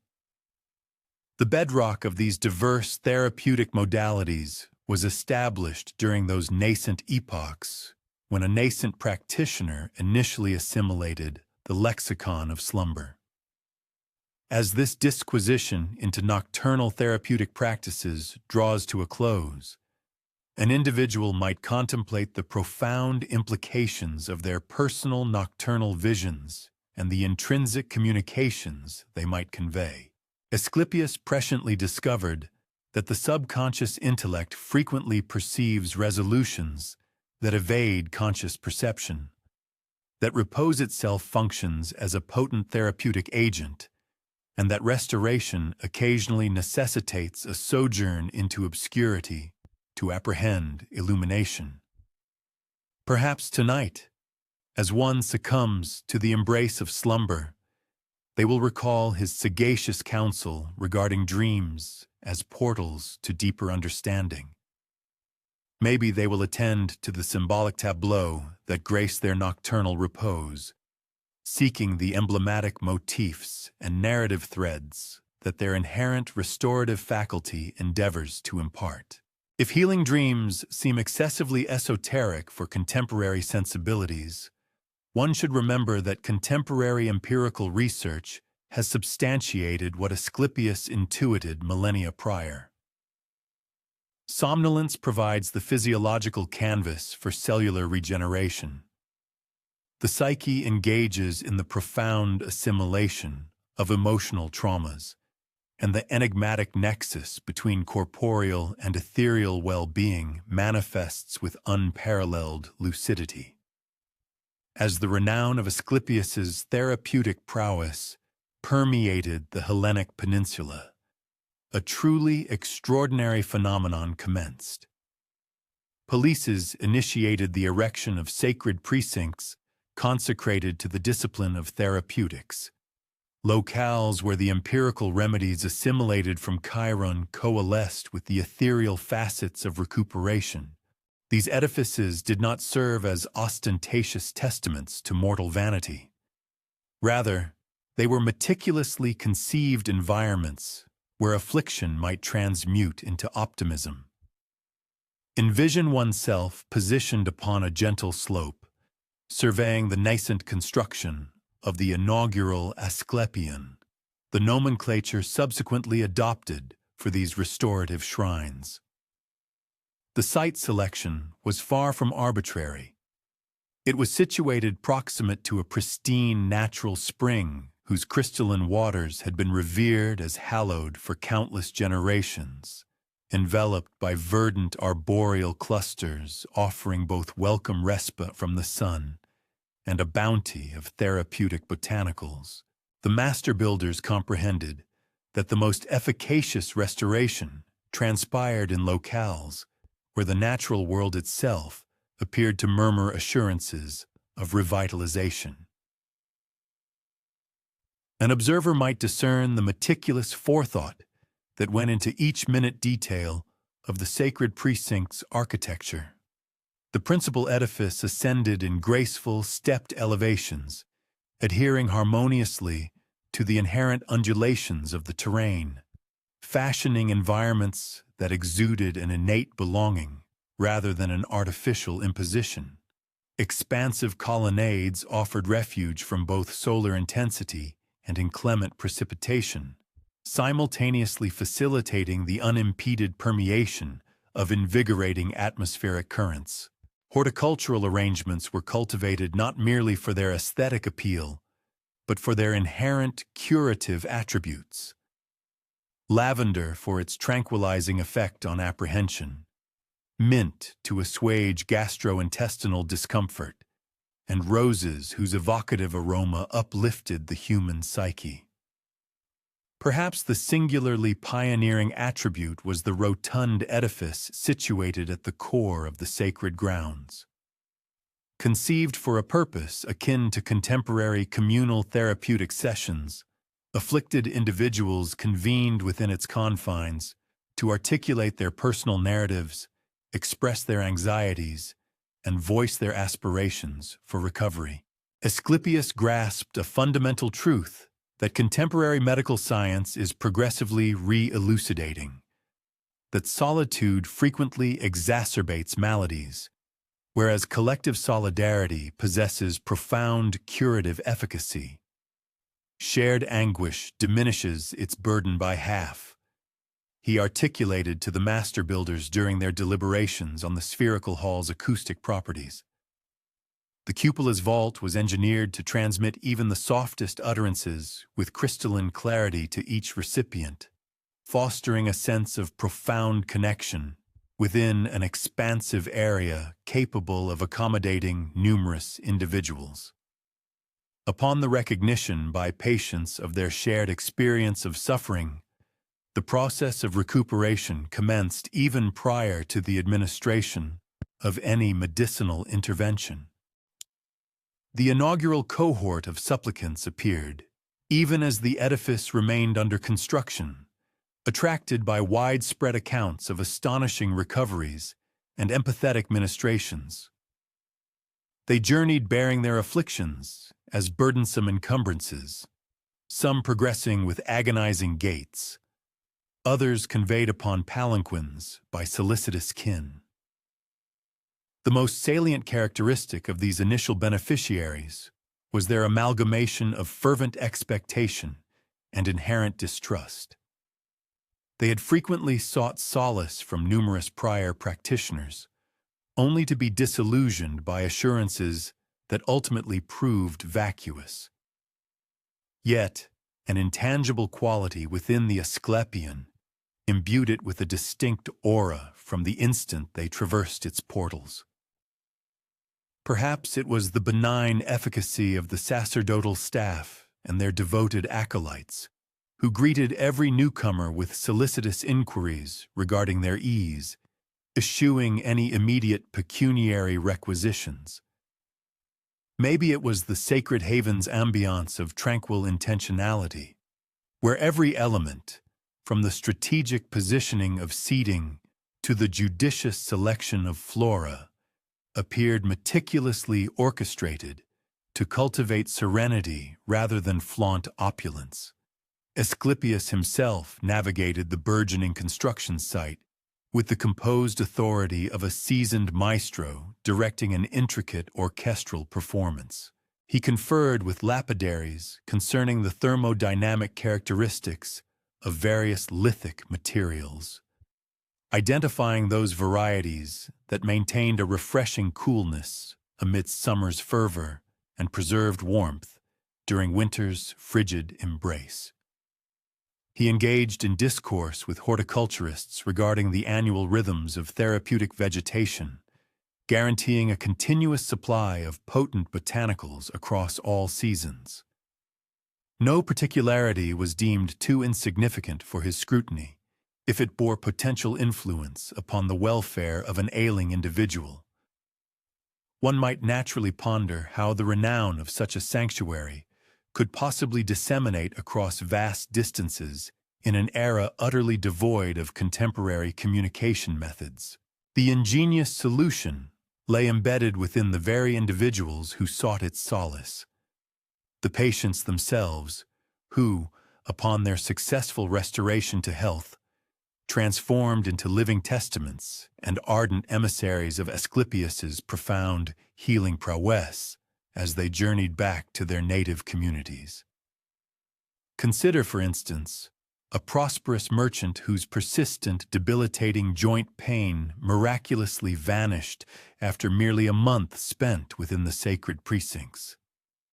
He became an indefatigable advocate, recounting tales of the wondrous treatments to every soul he encountered.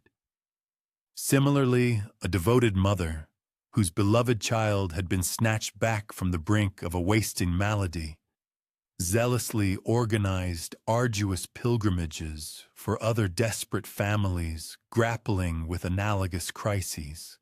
These poignant narratives of triumph over suffering, brimming with personal conviction, organically forged an intricate, informal web of commendation that gracefully stretched its tendrils throughout the entirety of the Hellenic world, and indeed, far beyond its recognized borders.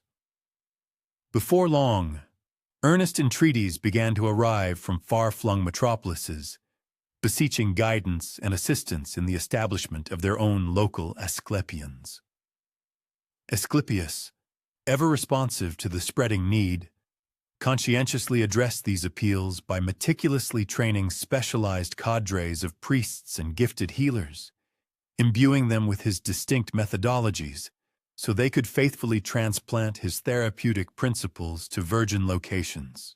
Yet, he adamantly stipulated that each nascent sanctuary must be thoughtfully tailored and harmoniously integrated into its specific local environment, catering precisely to the unique exigencies of its resident community. The profound art of healing cannot be mechanically mass-produced, like common earthenware pottery, he sagely articulated to a distinguished delegation from Athens, who harbored ambitions of erecting an exact, unvarying replica of the original hallowed sanctuary. Each distinct community must embark upon its own introspective journey to uncover its particular pathway to enduring wellness, just as every individual patient inherently necessitates a bespoke and individualized regimen of treatment. This enlightened philosophical tenet meticulously ensured that while every Asclepion uniformly embraced a core set of foundational principles, each subsequently cultivated its own distinctive character, evolving unique specialties and an inimitable spirit. The venerated Asclepion, situated along the sun-drenched coastal expanse of Epidaurus, for example, garnered widespread acclaim for its extraordinary efficacy in ameliorating respiratory afflictions, intelligently harnessing the invigorating sea breezes that appeared to possess an uncanny ability to clear congested lungs and invigorate the spirit. In stark contrast, the serene mountain temple nestled within the elevations of Titane specialized with remarkable precision in the remediation of physical injuries and mending fractured bones, judiciously employing the pristine, rarefied air and the therapeutic mineral springs characteristic of higher altitudes to significantly accelerate the intricate process of recuperation. Meanwhile, the bustling urban sanctuary, ensconced within the vibrant heart of Athens, conscientiously directed its energies towards assuaging the profound ailments of the mind and spirit, diligently serving a populace frequently beleaguered by the relentless stresses of metropolitan existence and the tumultuous currents of political unrest.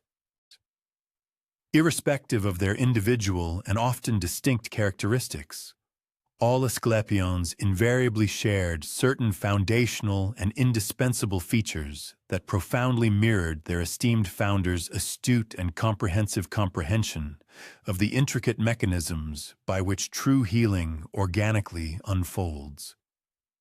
They were invariably constructed upon sites of breathtaking natural beauty, locations that inherently imbued a potent sense of optimism and renewal simply by virtue of being inherently pleasant and tranquil environments in which to repose and recuperate.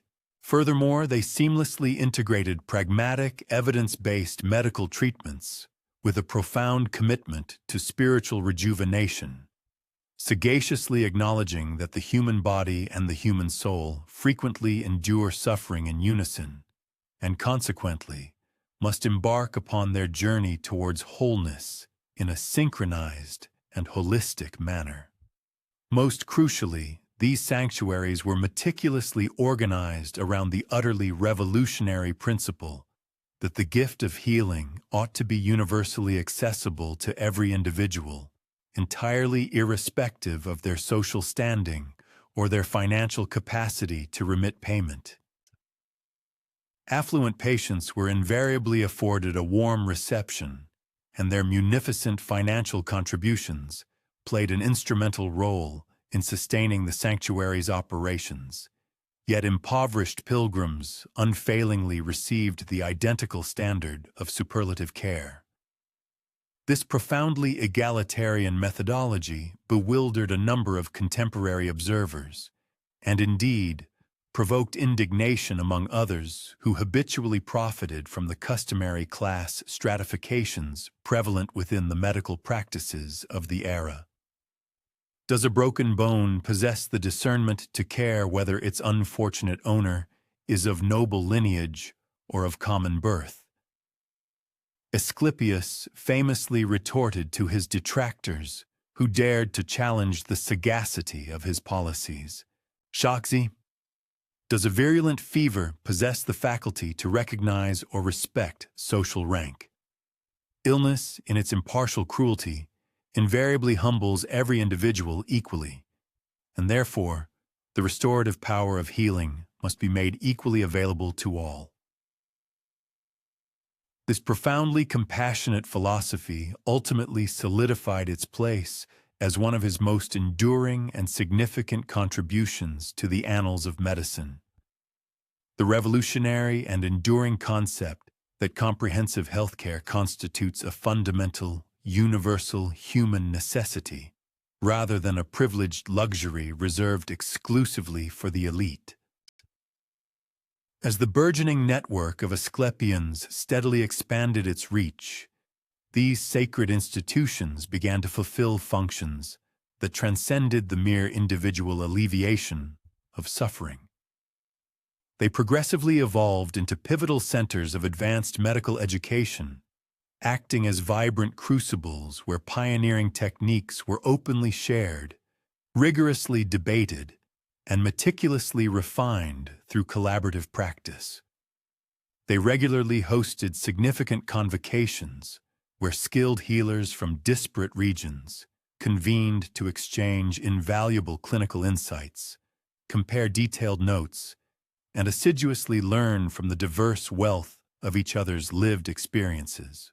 Moreover, they conscientiously maintained extensive libraries brimming with invaluable medical texts and carefully curated repositories of ancient herbal knowledge, thereby diligently preserving a vast compendium of healing wisdom for the edification and benefit of successive generations.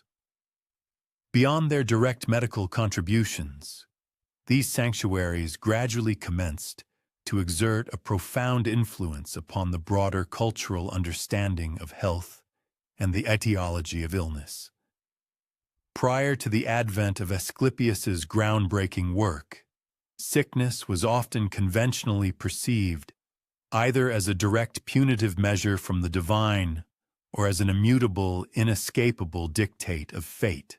The Asclepians, however, unequivocally demonstrated that a significant proportion of ailments could be effectively circumvented through the judicious adoption of proper dietary habits, consistent physical exercise, and prudent lifestyle choices.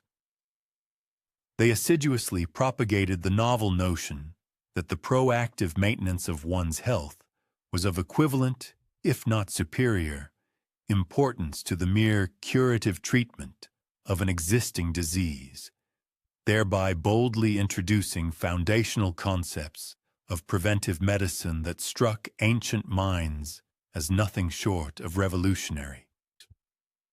One can readily envision the rhythmic cadence of daily existence within a fully developed Asclepian, the gentle, purposeful hum of activity that inherently characterizes sacred spaces where vitally important work is meticulously accomplished, without unnecessary theatrics or undue haste.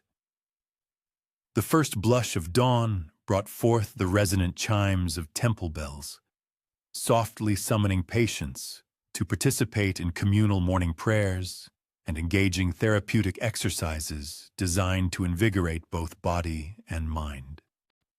The subsequent hours of the day gracefully unfolded through a meticulously orchestrated sequence of scheduled treatments, nutritionally balanced communal meals specifically designed to bolster the healing process, enlightening educational sessions where patients acquired invaluable knowledge regarding self-care practices, and convivial evening gatherings where personal narratives were shared and enduring friendships were forged amidst shared experiences of recovery.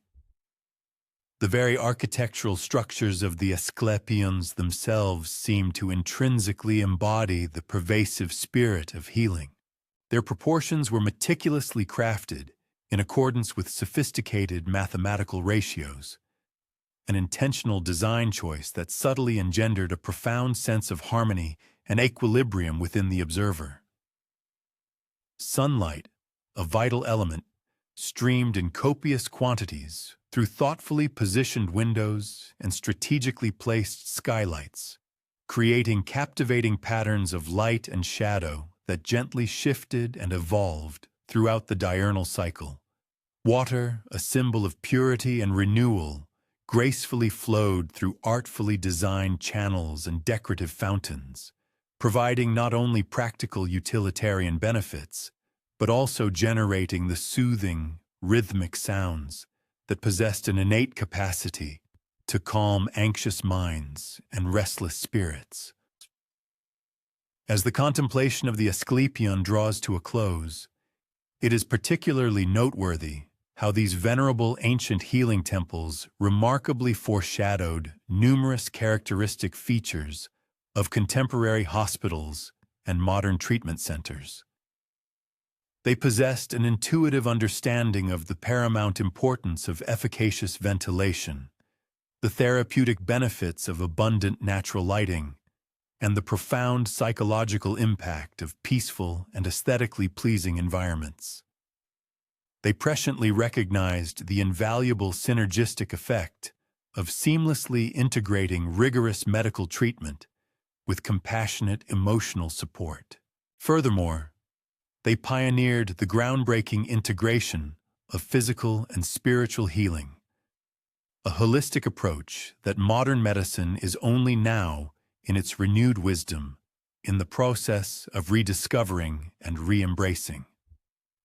Yet, perhaps their most profound and enduring innovation lay in the deceptively simple, yet utterly transformative recognition that the optimal environment for healing to flourish is found within nurturing communities of care, sacred havens where the profound vulnerability of suffering is consistently met with both astute professional competence and boundless human compassion, where the fragile tendrils of hope are assiduously cultivated alongside the body's own inherent and remarkable capacity for self-repair and restoration. As one drifts toward slumber tonight, one might allow the imagination to wander, picturing oneself strolling through the tranquil precincts of one of these ancient sanctuaries, absorbing the profound sense of peace that emanates from the comforting awareness that, somewhere, Dedicated hands are perpetually engaged in the noble endeavor of alleviating pain and meticulously restoring wholeness to lives that have been fractured. One might justifiably ponder how a creature that most individuals instinctively recoil from and fear ultimately came to symbolize the revered healing arts. The intricate and often paradoxical connection between Asclepius and serpents unveils a profoundly insightful aspect of how the ancient Greeks conceptualized medicine. As a rigorous practice that inherently necessitates confronting that which frightens us most deeply, including the inescapable reality of our own mortality, and in doing so discerning profound wisdom in the most unexpected and often unsettling of places. Envision Asclepius in his youthful prime, still diligently absorbing the more profound mysteries of healing, far beyond the initial tutelage imparted by Chiron amidst the verdant embrace of the forest. He has been urgently summoned to administer care to a tender child, tragically bitten by a venomous serpent, and despite his burgeoning reputation, this particular case instills within him a palpable sense of trepidation. The unfortunate incident transpired many hours ago, and the child's diminutive body already exhibits unmistakable signs of the insidious poison's deadly progression. The flesh is alarmingly swollen, breathing has become distressingly labored, and the complexion has taken on an unsettling pallor, a silent harbinger of life steadily ebbing away. The distraught family has exhausted every known remedy. They have painstakingly applied poultices recommended by the village's wise women, offered fervent prayers at every local shrine, and even consulted an enigmatic oracle who ominously suggested that only direct divine intervention could possibly preserve their cherished daughter. As they tenderly carry the child to Asclepius, their hope hangs precariously, so fragile that it seems poised to shatter at the merest hint of a discouraging prognosis. However, instead of succumbing to despair, Asclepius experiences an unexpected surge of emotion, a deep, compelling curiosity regarding the very creature that has precipitated this dire crisis. Kindly indicate the precise location where the serpent inflicted its bite, he calmly requests. The anguished father leads him to a rugged, rocky outcrop where his daughter had been innocently gathering wild berries. The serpent itself has vanished, yet Asclepius meticulously examines the scene with painstaking attention, carefully noting the predominant type of vegetation, the telltale presence of water nearby, and the exact spatial coordinates where the attack transpired. What particular species of snake was it? He inquires. The father's detailed description precisely corroborates Asclepius's initial suspicion.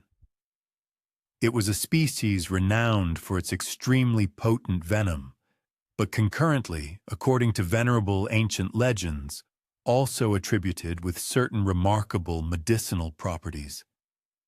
This inherent contradiction profoundly perplexed many conventional healers of the time.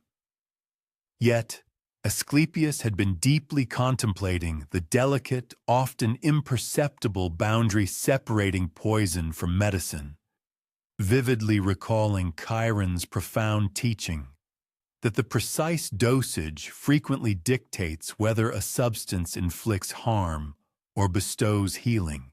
That night, as he maintained a solitary vigil beside the fever-stricken child, Asclepius experienced one of the vivid, almost prophetic dreams that had become increasingly commonplace as his extraordinary healing powers rapidly developed. In this profound vision, he beheld a magnificent serpent, its powerful body elegantly coiled around the gnarled trunk of an ancient, venerable tree, The serpent's eyes held an unsettling intelligence rather than malevolence, and when it spoke, its voice resonated with the accumulated wisdom of countless ages.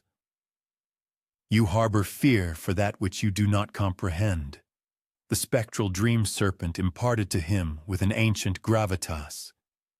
But understand this: I am not your adversary.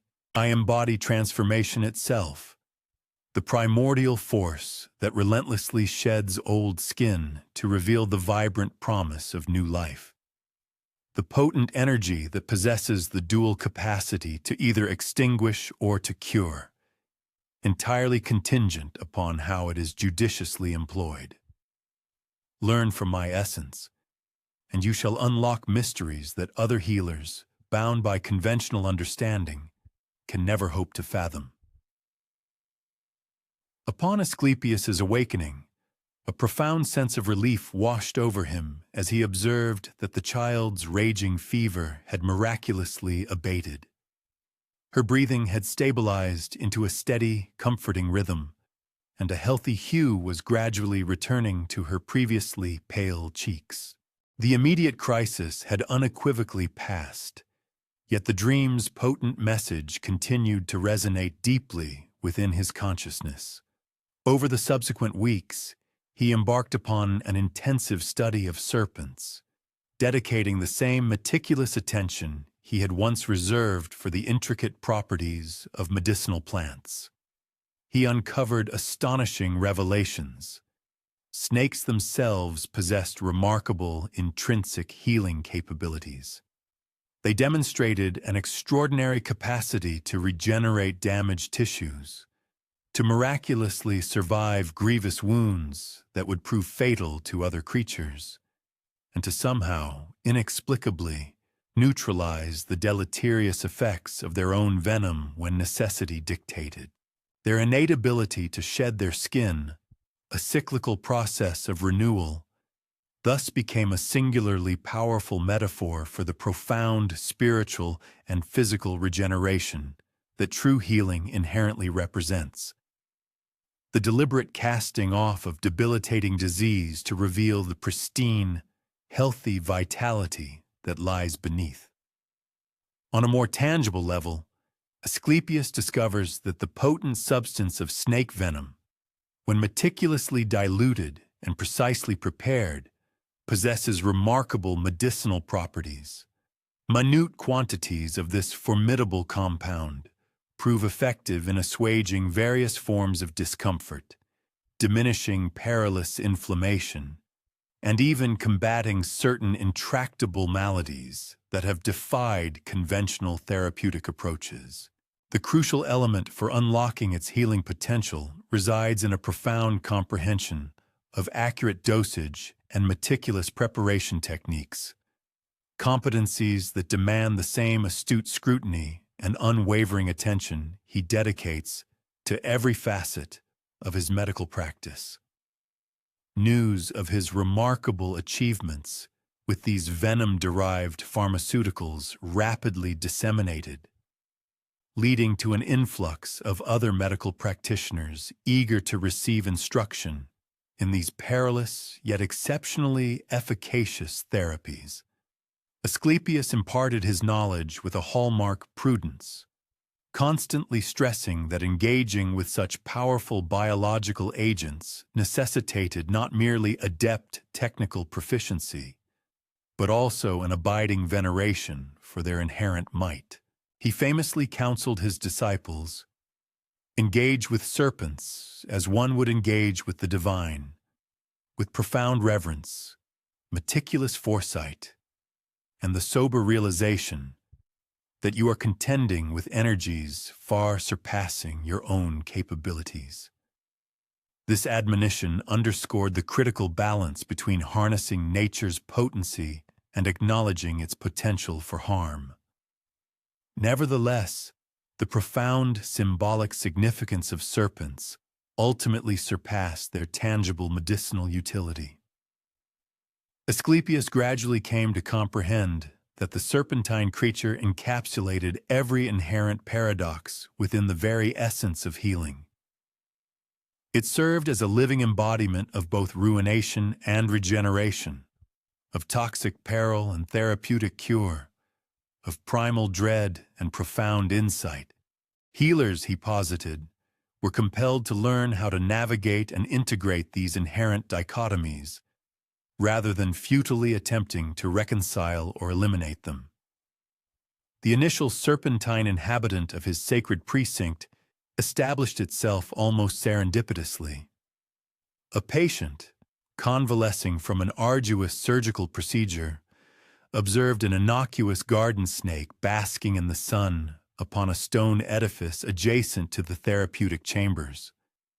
Rather than banishing the creature, Asclepius embraced its presence as an auspicious omen.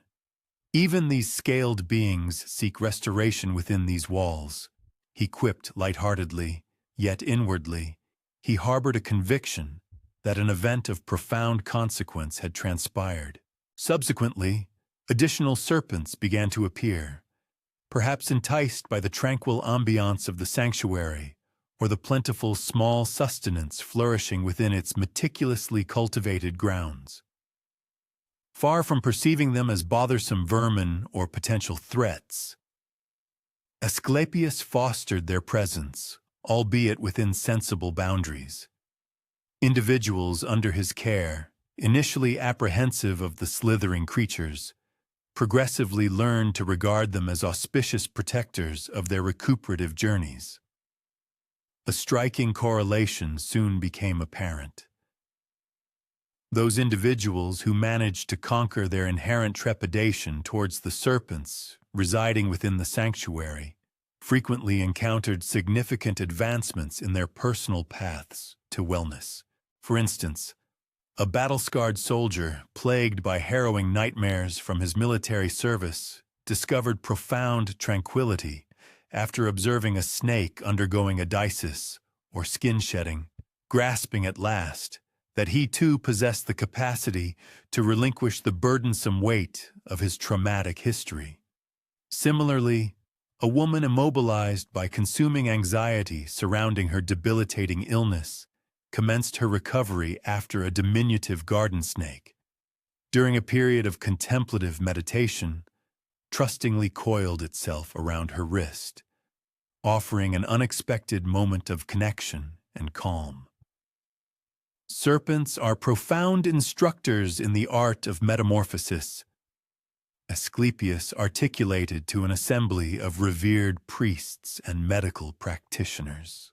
Unto they illustrate for us that phenomena which appear to signify demise, such as the cyclical sloughing of their epidermal layer, the motionless poise preceding a sudden strike, or their potent, perilous venom, can, in fact, constitute an integral component of life's ongoing regeneration. The process of recuperation frequently necessitates that we divest ourselves of antiquated modes of existence and entrenched habits, mirroring precisely how these reptiles discard their constricting, outworn integuments. This profound insight ultimately culminated in the creation of the distinctive staff that would become Asclepius's most universally recognized emblem.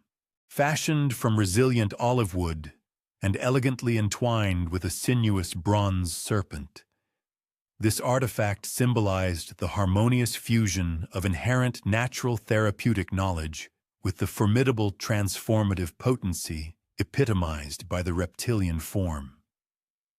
The staff evolved into both a utilitarian implement and a revered sacred artifact, employed not only for the meticulous examination of ailing individuals, but also for the concentrated channeling of restorative energies during various curative interventions.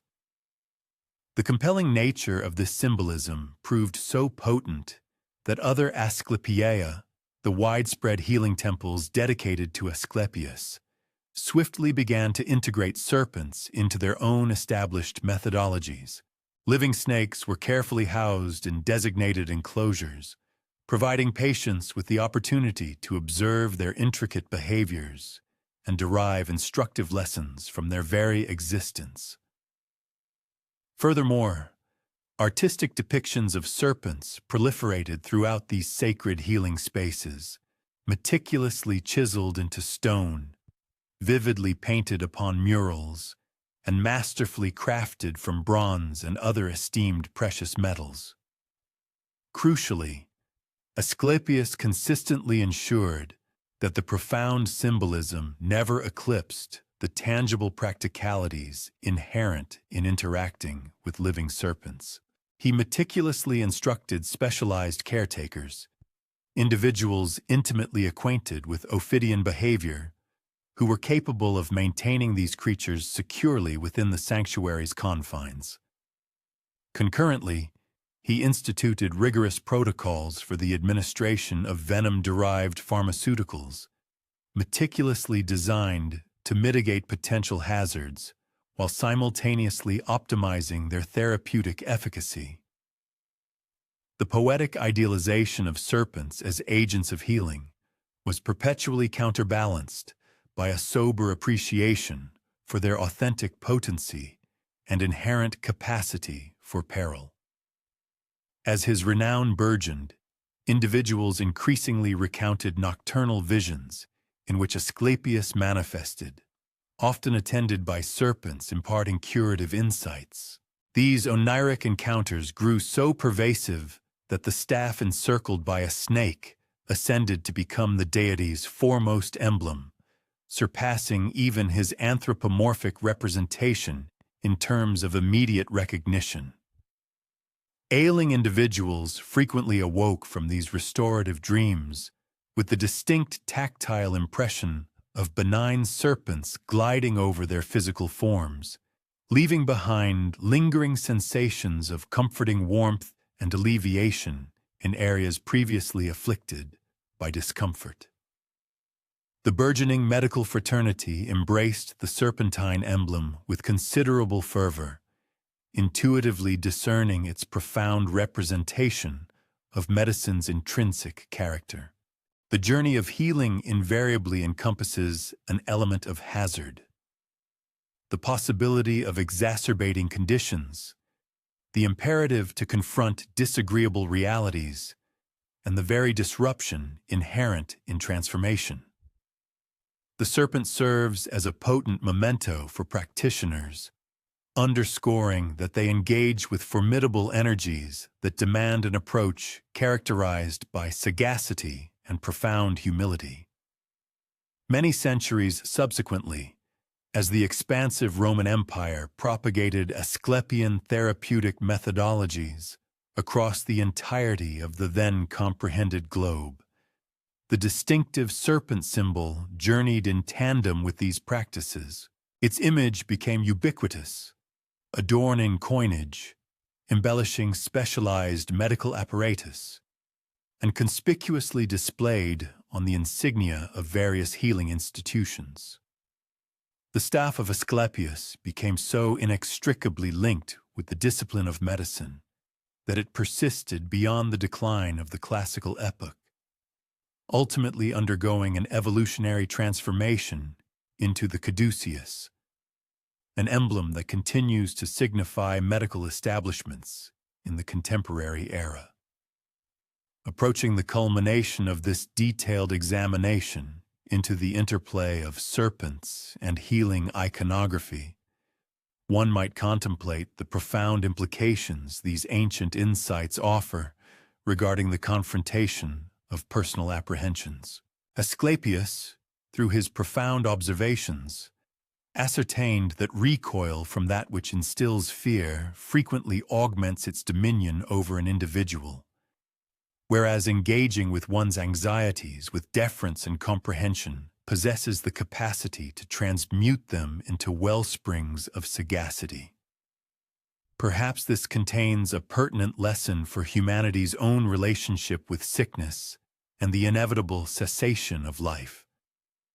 Akin to the serpents with which Asclepius learned to coexist and collaborate, malady and mortality are not merely adversaries to be vanquished, but rather inherent natural forces capable of imparting profound lessons concerning the intrinsic value of existence and well-being.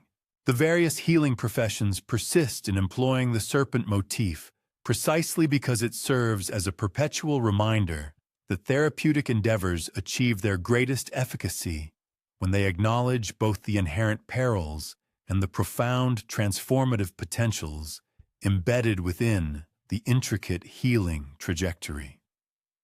Throughout antiquity, water has consistently been revered for its inherent therapeutic capabilities, and it was a common practice for the sanctuaries dedicated to Asclepius to be strategically situated in proximity to natural springs.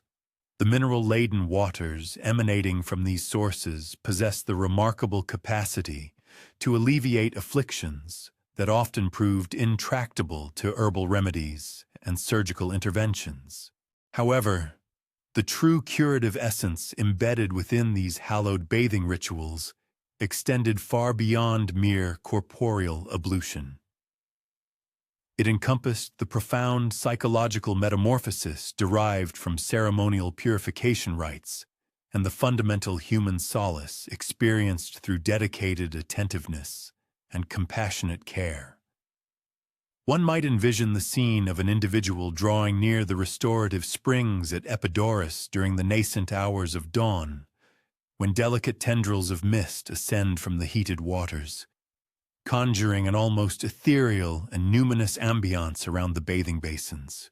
These vital springs originate from subterranean depths, their waters transporting a rich array of minerals meticulously leached from primordial geological formations during their protracted ascent to the terrestrial surface.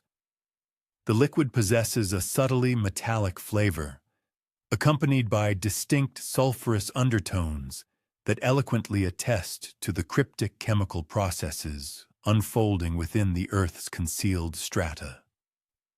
Asclepius encountered these particular springs during his initial peregrinations, his attention captivated by local accounts detailing their extraordinary attributes. Indigenous pastoralists had, for generations, been cognizant that ovine livestock afflicted with dermatological conditions exhibited marked improvement after imbibing from specific pools, and that injured fauna frequently sought out these springs by innate compulsion. Yet it was Asclepius alone who first intellectually grasped and subsequently implemented a methodical approach to systematically leverage the inherent restorative capabilities of the water. These remarkable springs yielded distinct varieties of water, each originating from disparate subterranean conduits, and consequently possessing its own unique mineralogical profile and specific therapeutic attributes. The most intensely heated springs, warmed by their proximity to geological thermal reservoirs, demonstrated exceptional efficacy in alleviating articular discomfort and muscular rigidity. Conversely, the cooler springs, abundant in iron and various other essential minerals, provided significant succor to individuals grappling with gastrointestinal disturbances and certain hematological irregularities. The coldest springs, which retained an almost glacial chill even during the apex of summer, served to stimulate systemic circulation and appeared to bolster the physiological resilience against pathological incursions. However, Asclepius swiftly apprehended that the intrinsic physical characteristics of the water, while undeniably significant, constituted merely a fraction of its comprehensive curative potency. The very act of immersion and ablution, encompassing the ceremonial purification, the soothing tactile experience of warm water enveloping and supporting the physique, and the transient liberation from quotidian anxieties, engendered profound psychological states that fostered recuperation in manners unattainable through exclusively pharmacological or surgical interventions. One could observe the meticulous process as Asclepius systematically devised the intricate bathing protocols that would subsequently achieve widespread adoption and standardization across the entire Asclepian healing network. Patients did not merely plunge into the thermal springs with the casual abandon of recreational bathers. Rather, they adhered to precisely orchestrated sequences, meticulously formulated to prime both their physical forms and their mental states for the profound journey of restoration.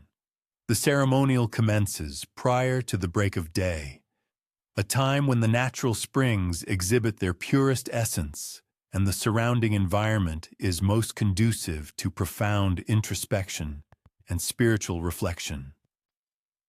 The initial phase commenced with a profound act of purification, extending beyond mere corporeal ablution to encompass a symbolic cleansing designed to prepare individuals for a profound spiritual and physical renewal. Participants first immersed themselves in conventional water, utilizing rudimentary soaps meticulously crafted from olive oil and ash, a practical measure intended to eradicate the accumulated grime and perspiration incurred during their arduous journeys. While this preliminary cleansing served undeniable hygienic functions, it simultaneously facilitated a crucial psychological transition for patients, guiding them from the prosaic anxieties of everyday existence into the hallowed and dedicated sphere of holistic recuperation. Daily life to the sacred space of healing. The access to the therapeutic springs themselves adheres to venerable traditions of veneration. Patients present prayers and modest offerings, blossoms, coinage, or cherished personal articles that embody their profound dedication to the restorative journey. They immerse themselves in the water with deliberate slowness, allowing their physical forms to progressively acclimatize to the thermal conditions and mineral composition. Attendants offer guidance to those requiring assistance, yet the paramount priority rests upon individual experience rather than a prescribed regimen. Water remembers. Asclepius frequently imparts wisdom to patients as they undergo preparations for their initial curative immersion. It recalls the profound depths it has explored, the ancient stones it has caressed, the enigmas absorbed from subterranean realms. When you enter these springs, you become part of that primordial recollection. Permit the water to instruct your physical form on how to attain well-being once more. The healing springs draw individuals grappling with conditions that have proven recalcitrant to conventional therapies. A grizzled veteran soldier arrives, his joints rendered rigid by historical injuries, leaving him to struggle with ambulation. Years of arduous military campaigns have etched upon his body a tapestry of discomfort and impediment that no amount of orthodox medicine has been able to address. The hot springs, with their elevated mineral content and permeating warmth, begin to re-establish pliability to articulations that had seemed perpetually immobile. Yet the soldier's recuperation involves more than mere corporeal rejuvenation. As he immerses himself in the warm water, surrounded by other patients grappling with analogous afflictions, he begins to articulate recollections he has never been able to discuss with family or friends. The springs transform into a sanctuary for disclosure where the deeply buried wounds of war can finally be recognized and confronted. His body relaxes not solely due to the beneficial minerals in the water, but because his spirit at last discovers license to unburden the tension it has carried for such an extended period. A woman comes desiring alleviation from a chronic skin condition that has afflicted her since her formative years. The persistent pruritus and erythema have rendered her reticent and introspective, constraining her capacity to form relationships or participate fully in community life. The sulfur-rich springs demonstrate efficacy for her corporeal manifestations. However, the profound metamorphosis truly emanates from immersing herself with other women who embrace her without censure or repugnance. The collective ethos of the healing springs subverts societal norms in ways that prove curatively beneficial. Within the water, demarcations of socio-economic standing, affluence, and prestige become entirely inconsequential. Everyone enters unadorned and exposed, bound by their shared human condition and collective quest for restoration. This mandated parity engenders unique prospects for rapport and comprehension that would not exist in conventional societal environments. Asclepius meticulously orchestrates the layout of the bathing facilities to foster this egalitarian therapeutic environment. The springs are configured in such a manner that patients with different conditions can benefit from waters tailored to their individual requirements. Yet there are also shared spaces where everyone can interact irrespective of their particular maladies. Plush repose zones surrounding the pools facilitate dialogue and recuperation. Gardens offer seclusion for those who necessitate contemplation, alongside aesthetically pleasing vistas that elevate the psyche. The quotidian cadence of the springs harmonizes with diurnal patterns that reinforce the organism's inherent recuperative mechanisms. Dawn bathing leverages the body's innate revitalizing impetus, utilizing cooler waters to stimulate blood flow and prime for the day's activities. Midday sessions concentrate upon targeted curative interventions, with patients spending stipulated durations in waters selected according to individual ailments. Evening baths prioritize tranquility and are conducive to rejuvenating slumber. But perhaps the most pioneering dimension of Asclepian hydrotherapy is its acknowledgement of the fact that different patients necessitate varied methodologies for aqueous healing. Some derive benefit from energetic natation that fortifies enfeebled musculature and enhances circulatory well-being. Others require serene buoyancy that cradles compromised extremities while enabling intrinsic recovery to unfold unburdened. Some need the invigoration from mineral-laden aqueous solutions, while others react more favorably to pristine source water that purifies without overtaxing delicate physiologies. Asclepius cultivates expert facilitators who comprehend thoroughly both the physicochemical characteristics of different springs and the effective requirements of various types of patients.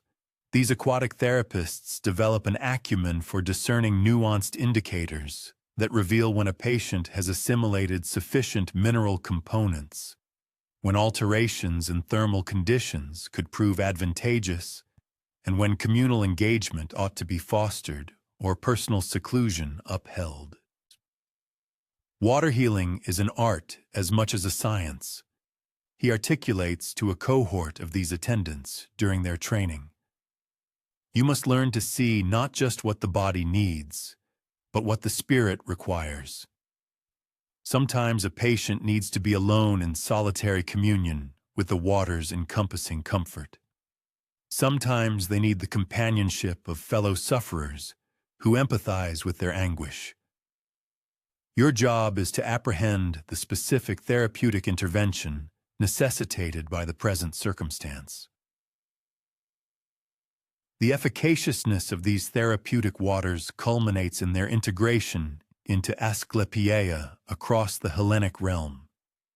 Each sanctuary customizes the methodology to its indigenous hydrologic origins and demographics of the afflicted. Mountain temples utilize frigid rivulets and geothermally heated pools.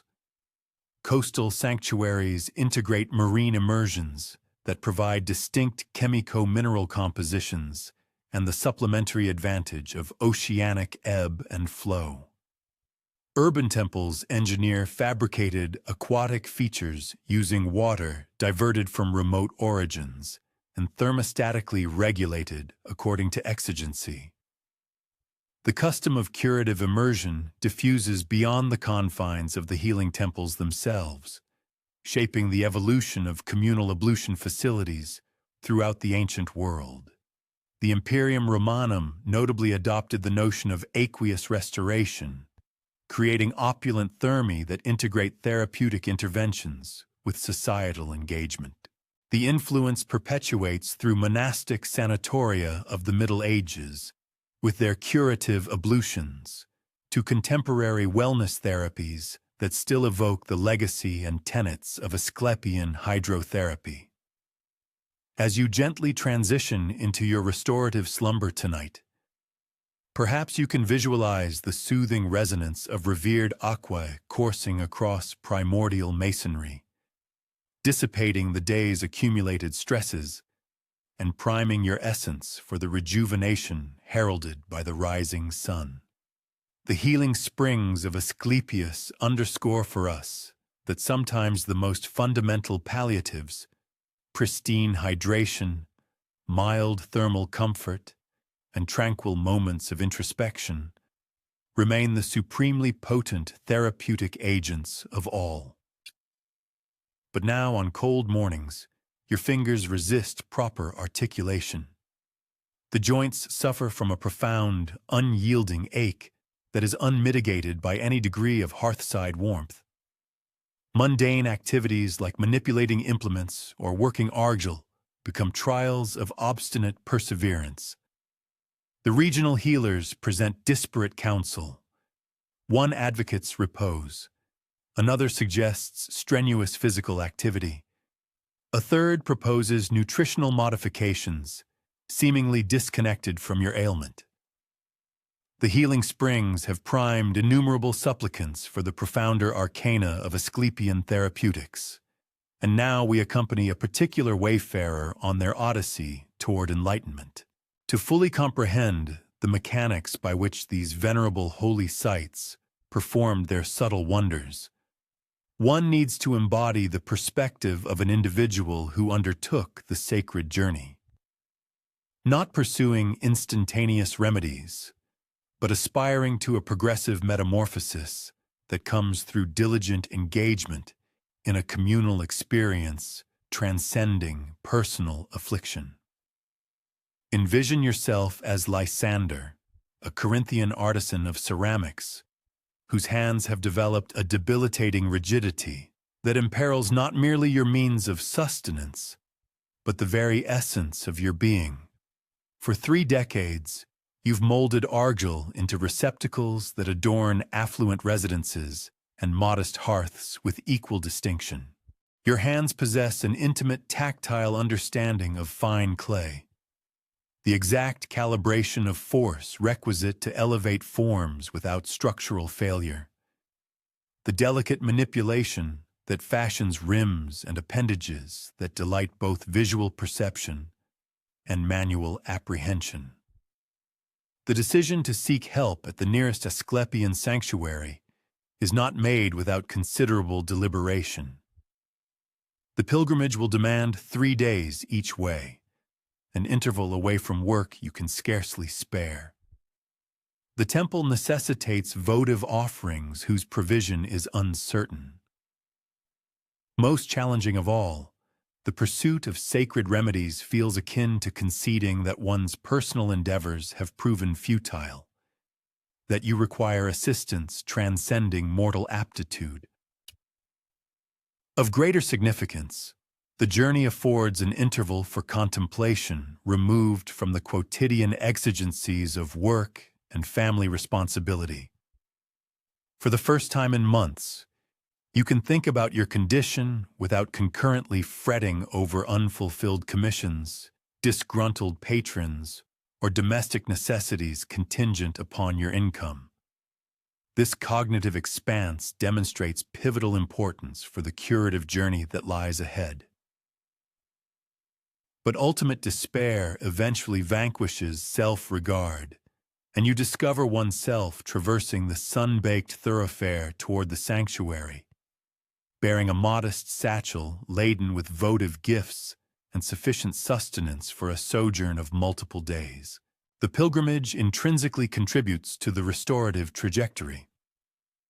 Though you initially remain unaware of its efficacy, walking compels novel articulation of your afflicted hands and upper limbs, propelling circulation through rigid articulations and progressively ameliorating the constriction of tissues atrophied by inactivity. Tissues that have tightened from disuse, a common affliction among those whose bodies have been neglected or overtaxed in specific, repetitive motions. The revered Asclepian sanctuary gradually reveals itself, emerging into view as a traveler crests a gentle hill on the third arduous day of their journey. Spread out below is an intricate complex of venerable structures, thoughtfully arranged to harmonize with the natural bounty of bubbling springs and ancient groves of sacred trees. The architectural style of these edifices speaks volumes of their intended purpose, conveying an enduring sense of permanence and profound serenity rather than ostentatious grandeur. One observes sturdy stone buildings, their surfaces weathered by countless seasons to a soft, comforting gray. Courtyards paved with smooth, river-worn stones, polished by the ceaseless tread of innumerable pilgrims' feet, and meticulously cultivated gardens where a rich tapestry of medicinal plants flourishes in carefully tended plots, each botanical specimen nurtured with diligent care. The initial interaction upon arrival is with a temple attendant, a gracious individual who extends a warm welcome to new arrivals at the sanctuary's hallowed entrance. This figure is not a robed priest poised to conduct an elaborate religious ceremony, but rather someone whose role more closely resembles that of a skilled medical administrator, primarily focused on gathering practical, pertinent information regarding a pilgrim's malady. "For what duration have you been afflicted by this suffering?" she inquires, her stylus moving deftly across a wax tablet to record the details. "What therapeutic interventions have you previously attempted? Is there a documented familial predisposition to similar ailments?" The thoroughness and distinctly practical orientation of these questions often catch new arrivals by surprise. This initial consultation feels remarkably akin to seeking the counsel of a skilled physician, rather than approaching a divine entity, though these two seemingly disparate activities eventually prove not to be mutually exclusive within the sanctuary's holistic philosophy. The attendant proceeds to elucidate the sanctuary's established routine with the unadorned, matter-of-fact efficiency of an individual who has, over time, guided literally thousands of pilgrims through this identical time-honored process. "Initially, you will undergo a purifying ablution in the sacred springs," she explains, gesturing towards a distant building from which ethereal tendrils of steam gracefully ascend into the crisp, cool morning air. "Subsequently, you shall present your heartfelt offering at Asclepius's consecrated altar and then dedicate a period to meticulous preparation for the healing sleep, known as incubation. The revered god communicates with different individuals through diverse modalities. But this preparatory phase is crucial in ensuring you are adequately receptive to whatever divine guidance or insight he chooses to bestow. The tangible physical improvements derived from the sanctuary's treatments, while significant, ultimately pale in comparison to the profound psychological impact of being enveloped in such meticulous attention and expert care. For the very first time since the onset of their debilitating condition, a pilgrim feels a deep sense of validation, as though someone truly comprehends the intricate nuances of their experience. The dedicated attendants, having encountered hundreds of similar cases, possess an intimate understanding of the affliction. They intuitively discern precisely which movements provoke acute pain, which specific positions offer solace and relief, and how to manipulate affected joints with an exquisite gentleness that avoids causing any additional discomfort or exacerbation. The bathing ritual, a cornerstone of the therapeutic process, proves to be far more elaborate and thoughtfully orchestrated than many pilgrims initially anticipate. Attendants, with their calm and reassuring demeanor, guide each individual through a sequence of pools maintained at precisely calibrated temperatures, meticulously explaining the unique therapeutic properties attributed to each.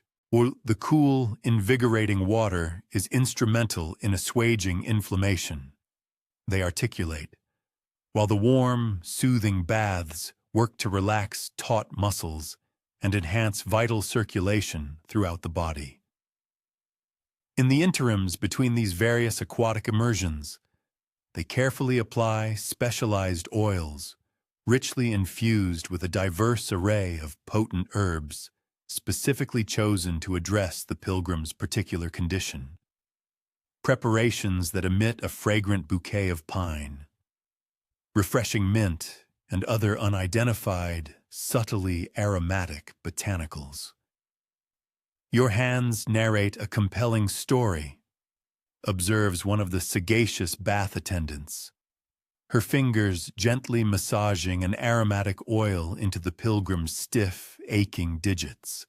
Sure, they have toiled diligently for countless years, painstakingly shaping exquisite beauty from inert clay. Now these very hands must embark upon a different kind of labor, the profound work of healing themselves. Her insightful words suggest a perspective the pilgrim had not previously contemplated, hinting that true recovery might necessitate not merely the alleviation of symptoms, but a fundamental re-evaluation and transformative alteration of one's relationship with their cherished craft. Asclepius, the divine healer, bestows his cures through a multitude of channels, the priest explains with solemn reverence as he carefully places the pilgrim's humble vase among a collection of other offerings upon the sacred altar. Sometimes healing manifests through prophetic dreams. At other times, through the potent medicines we meticulously prepare and administer, and frequently through profound alterations in one's lifestyle and working habits. Be utterly open to receiving assistance in whatever form it may ultimately present itself. This sagacious counsel, initially appearing straightforward, proves to possess a far deeper and more profound significance than it first suggests. The solemn offering ceremony takes place in the late afternoon, a time when the sun's slanting rays permeate the temple, transforming its majestic marble columns into pillars of radiant gold.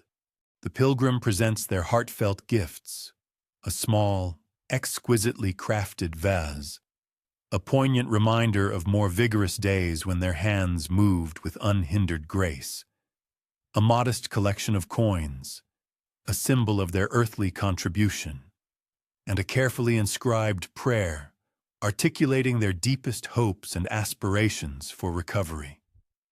The venerable priest, who receives these sacred offerings, treats them with a genuine and palpable reverence, not perceiving them as mere payment for services rendered, but rather as profound expressions of the pilgrim's unwavering faith in the intricate, often mysterious healing process.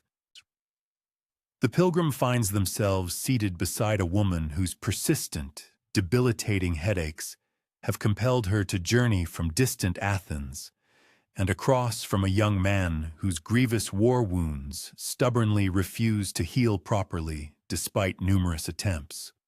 Although their specific conditions diverge significantly, their shared experiences of seeking profound assistance, the intricate blend of fervent hope and desperate longing, the gradual, almost reluctant willingness to embrace approaches they might once have summarily dismissed, mirror the pilgrim's own arduous journey with striking precision. The evening meal, thoughtfully prepared and served to the pilgrims, represents a harmonious fusion of essential nutrition and therapeutic intention. The fare is simple, yet meticulously chosen. Fish, rich in beneficial oils renowned for their anti-inflammatory properties. An assortment of vibrant vegetables, carefully selected for their inherent healing qualities. And wholesome bread, baked from grains that provide sustained energy without inducing digestive discomfort. Even more significantly, the communal dining experience fosters a unique opportunity for pilgrims to connect with other seekers, whose personal narratives offer both profound comfort and invaluable instruction. An elderly merchant, whose chronic stomach ailments had plagued him relentlessly for many years, shared his profound insight. I have undertaken this pilgrimage 3 separate times. The initial visit brought tangible relief to my physical body. The second visit expanded my understanding of my condition and myself. This current sojourn, I am diligently working on the acceptance of what inherently cannot be altered, while simultaneously striving to ameliorate what demonstrably can be improved. His words eloquently suggest that the process of healing encompasses not merely physical amelioration, but a far deeper, transformative evolution in how one perceives and relates to illness and inherent limitations. The sleeping chamber itself, a crucial component of the healing regimen, contributes significantly to the overall therapeutic process through its meticulous and thoughtful design. The room is neither overtly luxurious nor starkly austere, but rather perfectly calibrated to foster profound rest and encourage receptive, meaningful dreaming. Soft yet supportive bedding cradles the body without creating any pressure points that might disturb the delicate balance of sleep. Gentle, regulated ventilation introduces fresh, circulating air without any discernible drafts. Subtle, ambient lighting permits necessary movement without the harsh intrusion of bright illumination, and the omnipresent, soothing murmur of flowing water establishes a natural rhythmic cadence that profoundly encourages deep, restorative slumber. Do not implore for impossible cures, advises the sagacious priest who presides over the evening session, his voice resonating with quiet authority. Instead, earnestly seek profound understanding. What profound lessons does your condition endeavor to impart to you? How might you judiciously work with your inherent limitations rather than merely engaging in a futile struggle against them?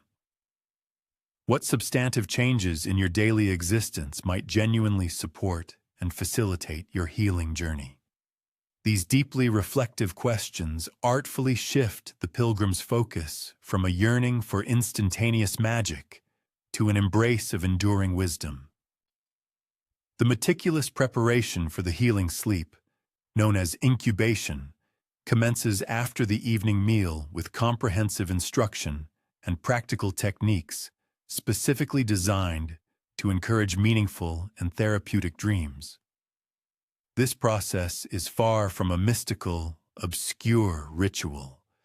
Rather, it constitutes practical, empirically based guidance, refined over centuries of careful observation regarding the precise conditions that promote the most therapeutically beneficial visions. Pilgrims are taught sophisticated breathing exercises that effectively calm anxious thoughts, meditation techniques that quiet incessant mental chatter, and ingenious ways of framing questions that enable the unconscious mind to process complex problems and seek solutions during the profound state of sleep. The subsequent days within the sanctuary seamlessly blend practical physical treatment with profound spiritual reflection. Morning exercises, meticulously designed and tailored specifically for each pilgrim's condition, help to maintain vital flexibility while simultaneously building essential strength and supporting weakened muscles. The movements are gentle yet profoundly purposeful, more akin to a graceful dance than a rigid medical procedure. Afternoon sessions involve the acquisition of innovative techniques for working with clay, specifically adapted to accommodate the pilgrim's changed abilities rather than demanding a futile struggle against their limitations. The pilgrim's first night in the sacred chamber brings forth a series of dreams, though not the dramatic, direct, divine visitation they had perhaps half expected. Instead, they dream vividly of their workshop, not the cramped, often stressful environment it had lately become, but rather the sanctuary it once was in earlier, more joyful years when they first truly mastered their craft. In the dream, their hands move with an extraordinary fluid grace, shaping clay into exquisite forms that seem to emerge naturally, organically, from the very earth itself, imbued with a timeless beauty. Upon awakening, the pilgrim meticulously describes the dream to one of the sanctuary's wise priests, who then assists them in exploring its manifold possible meanings. Perhaps Asclepius is gently reminding you of the profound joy and intrinsic satisfaction you once discovered in your dedicated work. He thoughtfully suggests. Healing, therefore, might entail not merely the physical restoration of their hands, but a deeper rediscovery of the peaceful, focused state of mind that underpinned and supported their finest craftsmanship. Perhaps the most profoundly transformative aspect of the pilgrim's stay originates from observing other pilgrims as they navigate their own unique healing processes. One witnesses moments of sudden, exhilarating breakthrough and periods of disheartening discouragement, dramatic, visible improvements, and subtle, almost imperceptible shifts that cumulatively coalesce into significant, enduring change. Most importantly, one comes to understand that genuine healing rarely aligns precisely with anyone's initial expectations, but often surpasses them in wonderfully unexpected and unforeseen ways. Your hands possess an inherent wisdom you have not yet fully acknowledged, explains the venerable master potter, a skilled artisan who dedicates his time to teaching adaptive techniques to pilgrims afflicted with similar conditions. They instinctively comprehend what the clay truly requires. Trust that innate knowledge, even when the movements feel distinctly different from what they once were. He demonstrates innovative ways of grasping tools that significantly reduce strain, positions that distribute pressure more evenly across the body, and rhythms of work that judiciously allow for necessary rest before the onset of debilitating fatigue. A diligent farmer learns to effectively manage his chronic back pain, not through its complete eradication, but by meticulously developing work rhythms that proactively prevent painful flare-ups. A courageous soldier discovers that his battle-hardened scars carry profound wisdom about survival and resilience, insights that enable him to sagaciously guide younger men away from unnecessary dangers. A shrewd merchant finds that her chronic anxiety, when properly understood and reframed, actually provides invaluable insight into fluctuating market conditions, a perceptive advantage that other traders often overlook. The pilgrim's own healing journey follows a strikingly similar pattern of gradual, profound revelation rather than a sudden, miraculous cure. By the conclusion of their stay, their hands have not miraculously reverted to their youthful flexibility, but they have undeniably learned innovative ways of working that significantly reduce pain while meticulously preserving their invaluable skill.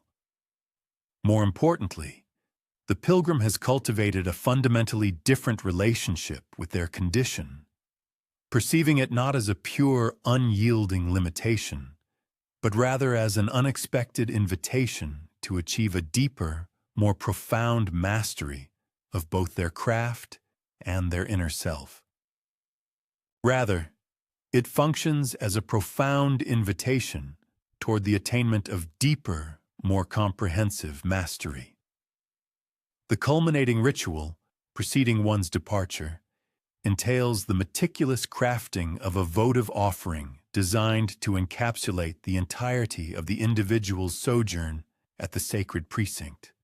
Distinct from the hopeful entreaties and fervent prayers presented upon initial arrival, this inscribed tablet serves as a permanent record of profound appreciation for specific revelations and tangible ameliorations experienced.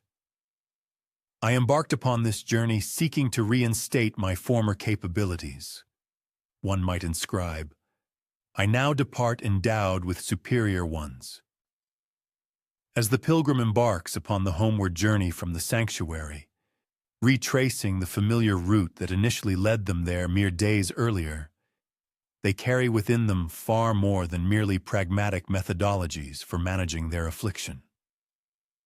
They have profoundly internalized a comprehensive paradigm for confronting life's inherent challenges, one that seamlessly integrates judicious, rational therapeutic interventions with an expansive spiritual receptivity, fosters individual diligent endeavor alongside robust communal encouragement, and harmonizes the acceptance of inherent limitations with an unwavering, persistent commitment to continuous self-improvement.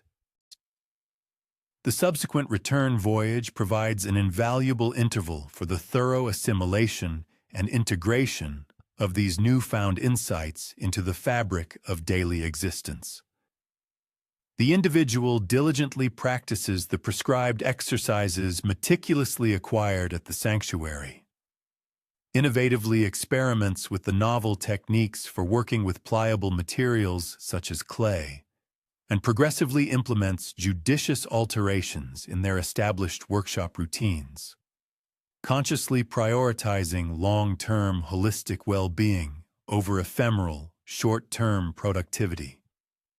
The restorative process, therefore, seamlessly extends beyond the sacred grounds and continues effectively at home, with the individual now fully cognizant and empowered to actively participate in its ongoing unfolding. Perhaps the most singularly striking attribute of this entire pilgrimage experience resides in its surprisingly profound sense of the ordinary. Despite its occurrence within a hallowed setting explicitly consecrated to divine healing and spiritual intervention, the true marvel manifested not as a dramatic, instantaneous intervention, but rather as a gradual, incremental transformation achieved through patient, holistic attention directed toward the entire human being, encompassing the physical body, the perceptive mind, and the indomitable spirit in harmonious concert. This integrated approach to healing, originally pioneered and perfected within the revered sanctuaries dedicated to Asclepius, continues to exert a pervasive influence upon contemporary therapeutic practices in manners both overtly evident and remarkably subtle. While the benevolent deities graciously bestow profound wisdom and opportune circumstances, It remains incumbent upon the pilgrims themselves to diligently undertake the consistent, everyday labor of applying these invaluable insights to the practicalities of actual life. Healing, in this context, evolves into a collaborative endeavor. A delicate yet potent partnership forged between dedicated earthly effort and benevolent heavenly grace, neither element proving wholly sufficient in isolation, yet together capable of catalyzing a profound metamorphosis that neither could conceivably achieve independently. One might easily envision oneself strolling through the venerable remnants of Epidaurus, widely acknowledged as the most celebrated of all Asclepian sanctuaries, a site where literally hundreds of these poignant votive tablets once proudly adorned the hallowed temple walls. While the vast majority have unfortunately succumbed to the relentless march of time and the depredations of opportunistic treasure hunters, a sufficient number have remarkably endured, offering invaluable glimpses into the rich tapestry of lives belonging to individuals who discovered something truly unique within these sacred confines. Not merely a physical restoration, but a profound resurgence of hope and renewed purpose that unequivocally rendered life worth living once again. The subtle yet profound transformation experienced by countless supplicants, such as the storied Lysander, finds its most enduring and eloquent expression within the enduring stone tablets that grateful patience meticulously bequeathed within Asclepius's sacred temples. These ancient inscriptions, rendered smooth and lustrous by centuries of weathering and the reverent touch of countless hands, meticulously preserve not only individual narratives of miraculous healing, but also stand as a collective, powerful testament to the intricate workings of ancient medicine.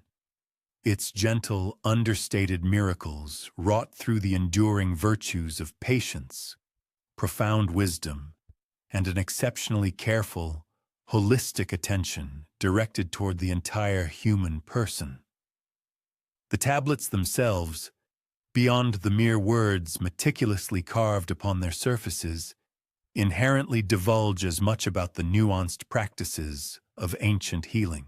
They were typically fashioned from locally sourced stone, utilizing opulent marble when generous donors possessed the means to afford such luxury, but more frequently crafted from humble limestone or even perishable wood, which has, predictably, long since disintegrated into dust.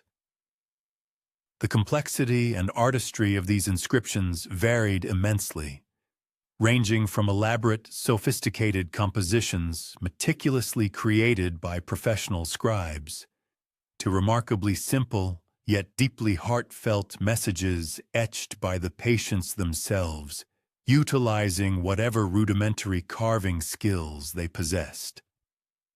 Consider the compelling case of Ambrosia of Athens, whose precious eyes had been tragically blinded by the insidious encroachment of cataracts.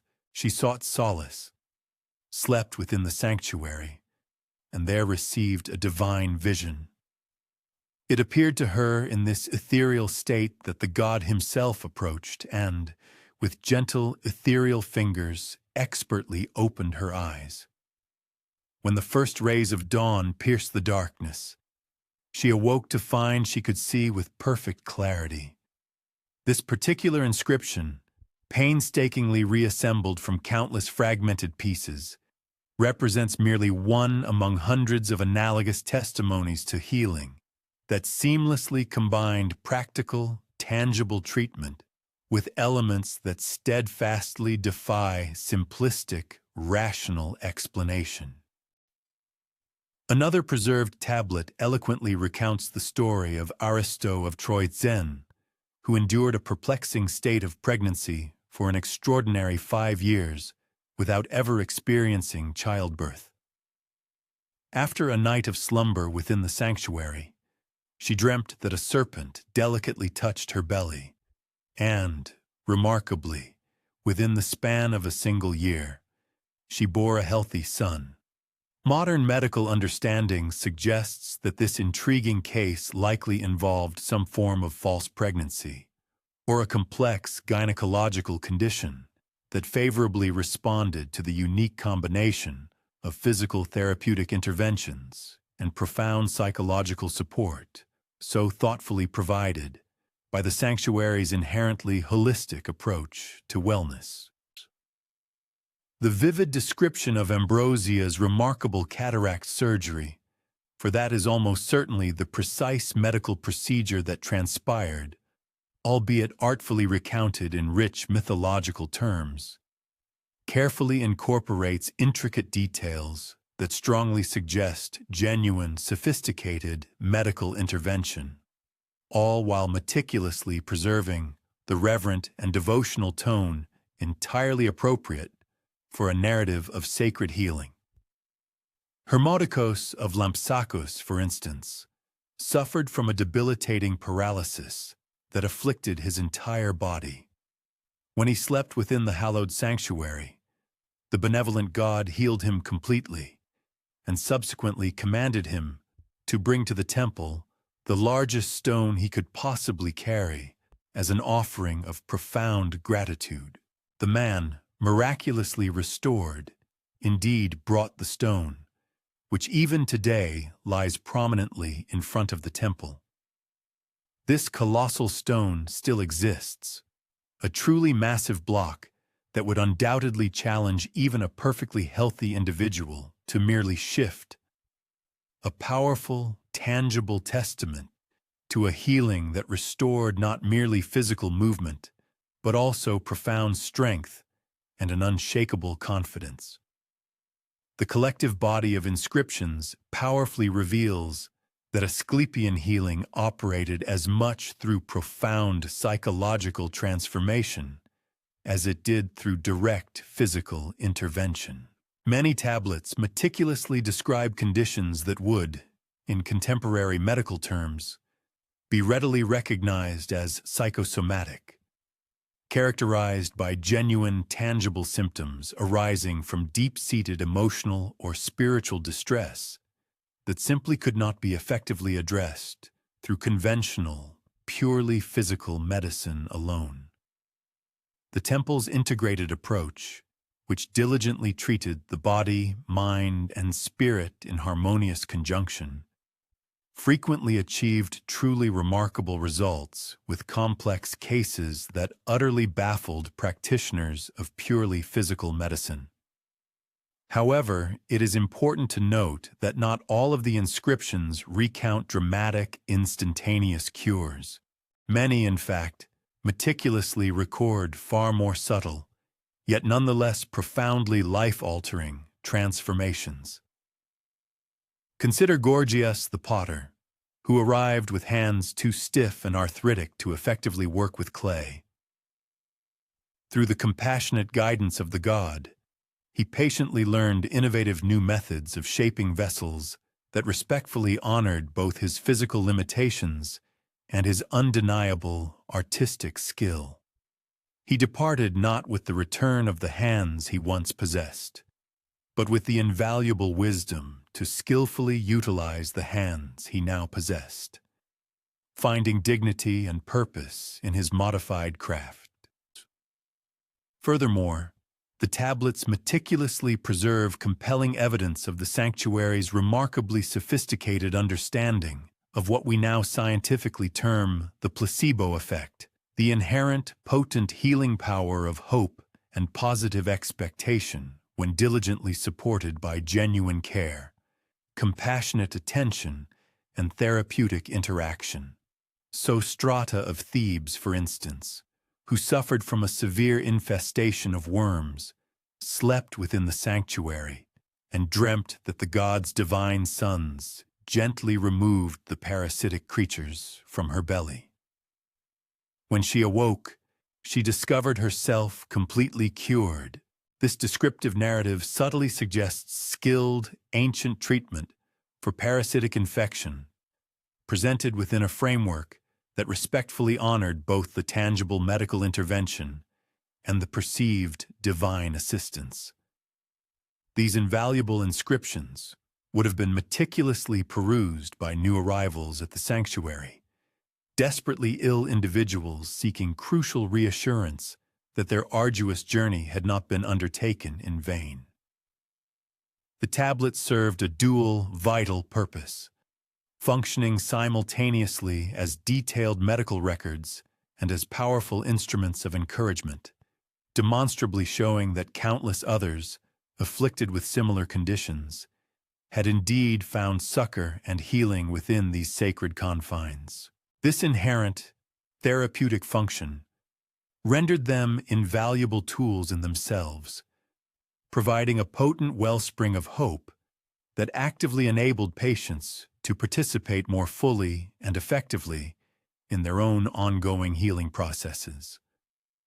Indeed, these quieter, less dramatic testimonies perhaps reveal a more profound and authentic understanding of the true nature of Asclepian healing than the sensational, miraculous cures that so readily captured the ancient imagination. The sanctuary's enlightened approach astutely recognized that genuine healing does not invariably equate to a complete restoration to previous states of perfect health, but rather involves the crucial discovery of adaptive ways to live a full and meaningful life within whatever limitations might exist. This deeply compassionate philosophy offered profound hope and solace to patients whose conditions, though perhaps not completely curable, could nonetheless be managed with dignity, purpose, and a renewed sense of well-being. Some inscriptions further unveil the sanctuary's remarkable willingness to courageously attempt treatments for conditions that other contemporary physicians considered utterly hopeless. Aulus, for example, arrived completely blind and entirely alone, faithfully guided by his loyal dog. The benevolent god miraculously restored his sight, and he departed filled with unbridled joy, no longer requiring the faithful companionship and guidance of his canine friend. The remarkably matter-of-fact tone of this account strongly suggests that treating blindness, while undoubtedly a formidable challenge, was not considered an impossible feat at Epidaurus. The sheer diversity of conditions meticulously described within the tablets powerfully demonstrates the truly comprehensive and expansive scope of Asclepian medicine. Fractured bones, festering infected wounds, debilitating chronic pain, various mental disorders, perplexing fertility problems, and a myriad of mysterious ailments that defied easy classification all found diligent and compassionate treatment at these revered sanctuaries. This remarkable breadth unequivocally suggests a sophisticated medical system that profoundly viewed all forms of human suffering as inherently worthy of meticulous attention and possessed the tangible potential for genuine healing. Consider the poignant case of Pandora of Thessaly, who brought her beloved daughter, a child who had tragically not spoken a single word since her early childhood.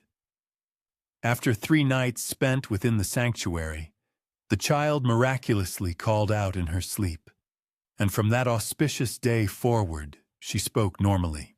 Cases such as this powerfully hint at the sanctuary's profoundly sophisticated understanding of psychological trauma and its complex physical manifestations, employing therapeutic techniques that would not feel at all out of place in modern, contemporary therapy sessions. Archaeological evidence strongly suggests that many patients remained at the sanctuaries for extended periods, thereby fostering the creation of temporary, supportive communities of individuals united by their shared, fervent search for healing and restoration. The inscriptions sometimes directly reference these invaluable interpersonal relationships. Ano of Ina, for instance, expresses profound gratitude not only to the benevolent god, but also to her fellow pilgrims, whose unwavering companionship rendered the long, arduous journey toward wellness immeasurably more bearable. The inherent therapeutic value derived from shared experiences with others confronting analogous challenges added yet another crucial dimension to the multifaceted healing process. Finally, the inscriptions additionally reveal the remarkably democratic nature of Asclepian healing.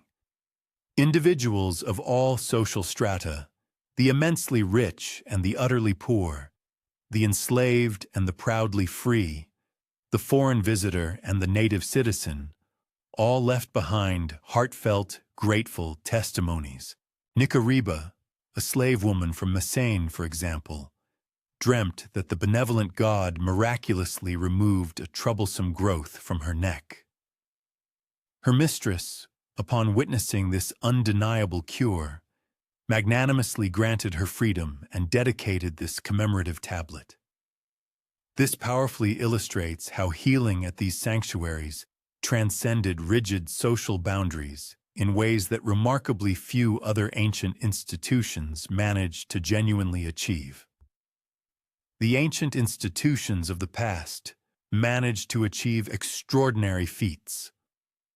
However, it is arguably the most poignant inscriptions that chronicle not merely physical restoration, but also profound spiritual metamorphosis. Antiphanes, for instance, arrived utterly despondent, having endured the devastating loss of his entire family to a virulent plague and the complete ruin of his agricultural lands due to an unforgiving drought.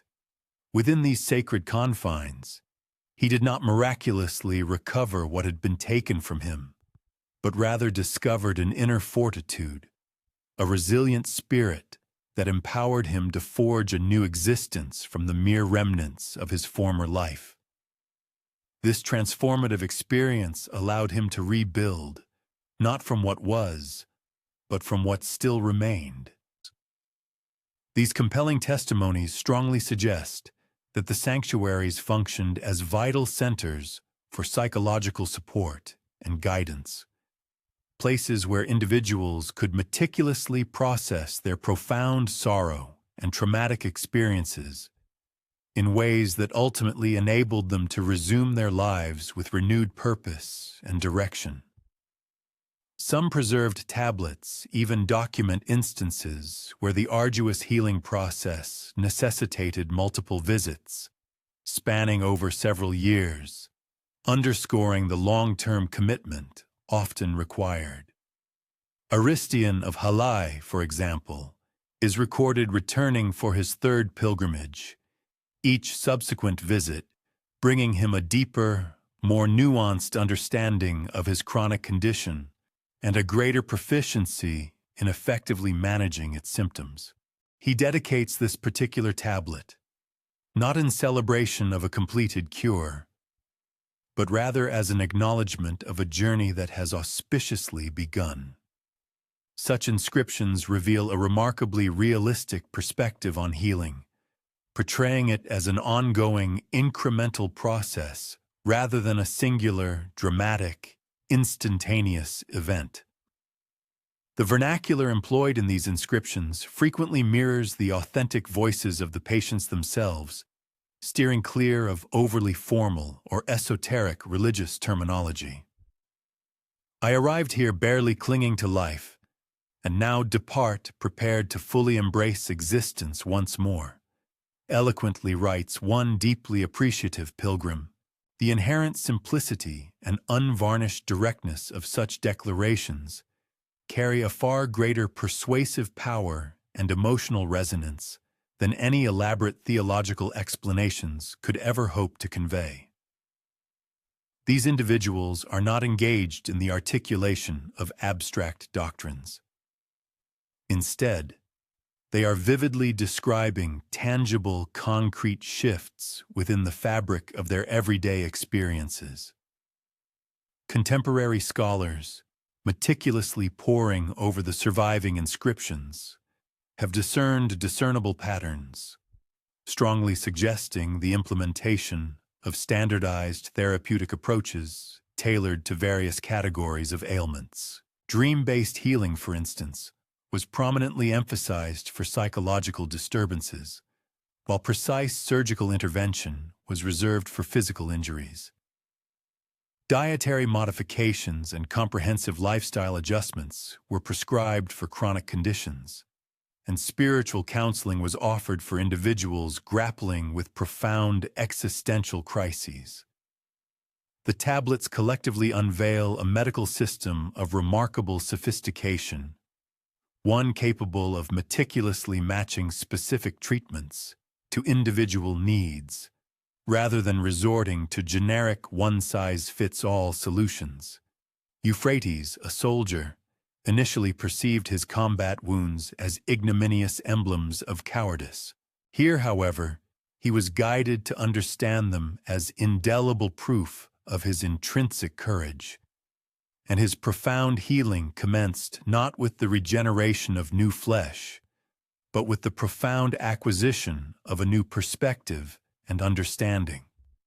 Inscriptions of this nature illuminate the sanctuary's nuanced approach to trauma, an approach that remarkably anticipates modern psychological insights regarding the pivotal role of meaning-making in facilitating recovery from both physical and emotional wounds. Perhaps most astonishingly, some inscriptions document cases where patients received healing not for their own personal afflictions, but on behalf of cherished loved ones who were physically unable to undertake the arduous journey to the sanctuary. Xenophon, for example, experienced a vivid dream detailing a specific treatment for his son's lameness, and subsequently returned home to diligently apply the divine guidance the god had imparted to him. The boy, as a result, now walks without impediment. These compelling accounts suggest a remarkably sophisticated comprehension of how therapeutic knowledge could be effectively transmitted and applied beyond the physical confines and boundaries of the sanctuary itself. Furthermore, these invaluable tablets also preserve unequivocal evidence of the sanctuary's profound educational function. Numerous grateful patients record not only their personal healing journeys, but also the invaluable knowledge they acquired, which subsequently empowered them to effectively treat their family members and neighbors within their communities. Katie, a skilled midwife, learned innovative methods for managing difficult births within these hallowed grounds, techniques that have since saved the lives of countless mothers and children in her city. In essence, these sanctuaries served as rudimentary medical schools, where practical, life-saving knowledge was freely shared among those who possessed the capacity and desire to utilize it for the benefit of others. As the relentless forces of weather and the inexorable march of time have progressively eroded the majority of these ancient stone testimonies, we are left with tantalizing fragments that merely hint at the thousands of individual narratives of human suffering transmuted into enduring hope, of limitations transcended through profound acceptance, and of lives meticulously restored through the patient and harmonious combination of human skill and divine compassion.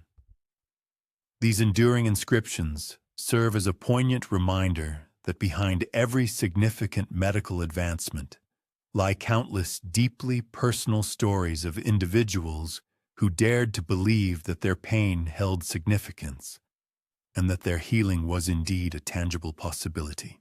Tonight, as you seek repose in the tranquil darkness, you might vividly imagine these ancient voices resonating across the vast expanse of centuries. They speak not solely of the dramatic cures that captivated widespread attention, but equally of the smaller, yet equally vital, victories that rendered ordinary life bearable once more. Perhaps the most profound form of healing meticulously recorded in these venerable tablets is the restoration of hope itself.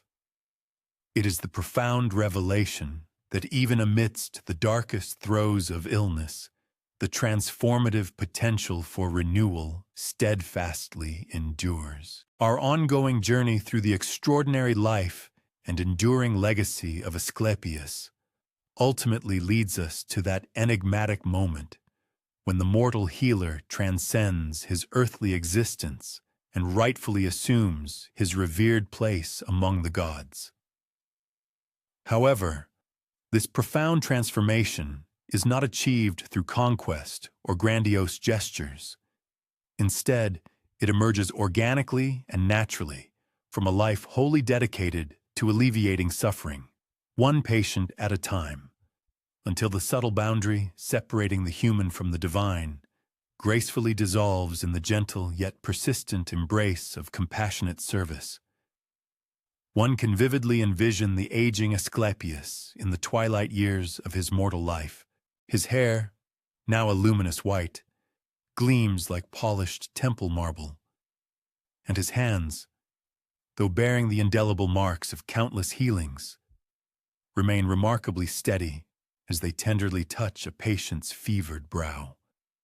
He moves with a deliberate slowness now, yet his touch retains the same gentle efficacy it possessed in his youth, when the wise centaur Chiron first instructed him in the intricate art of binding wounds within the tranquil forest sanctuary.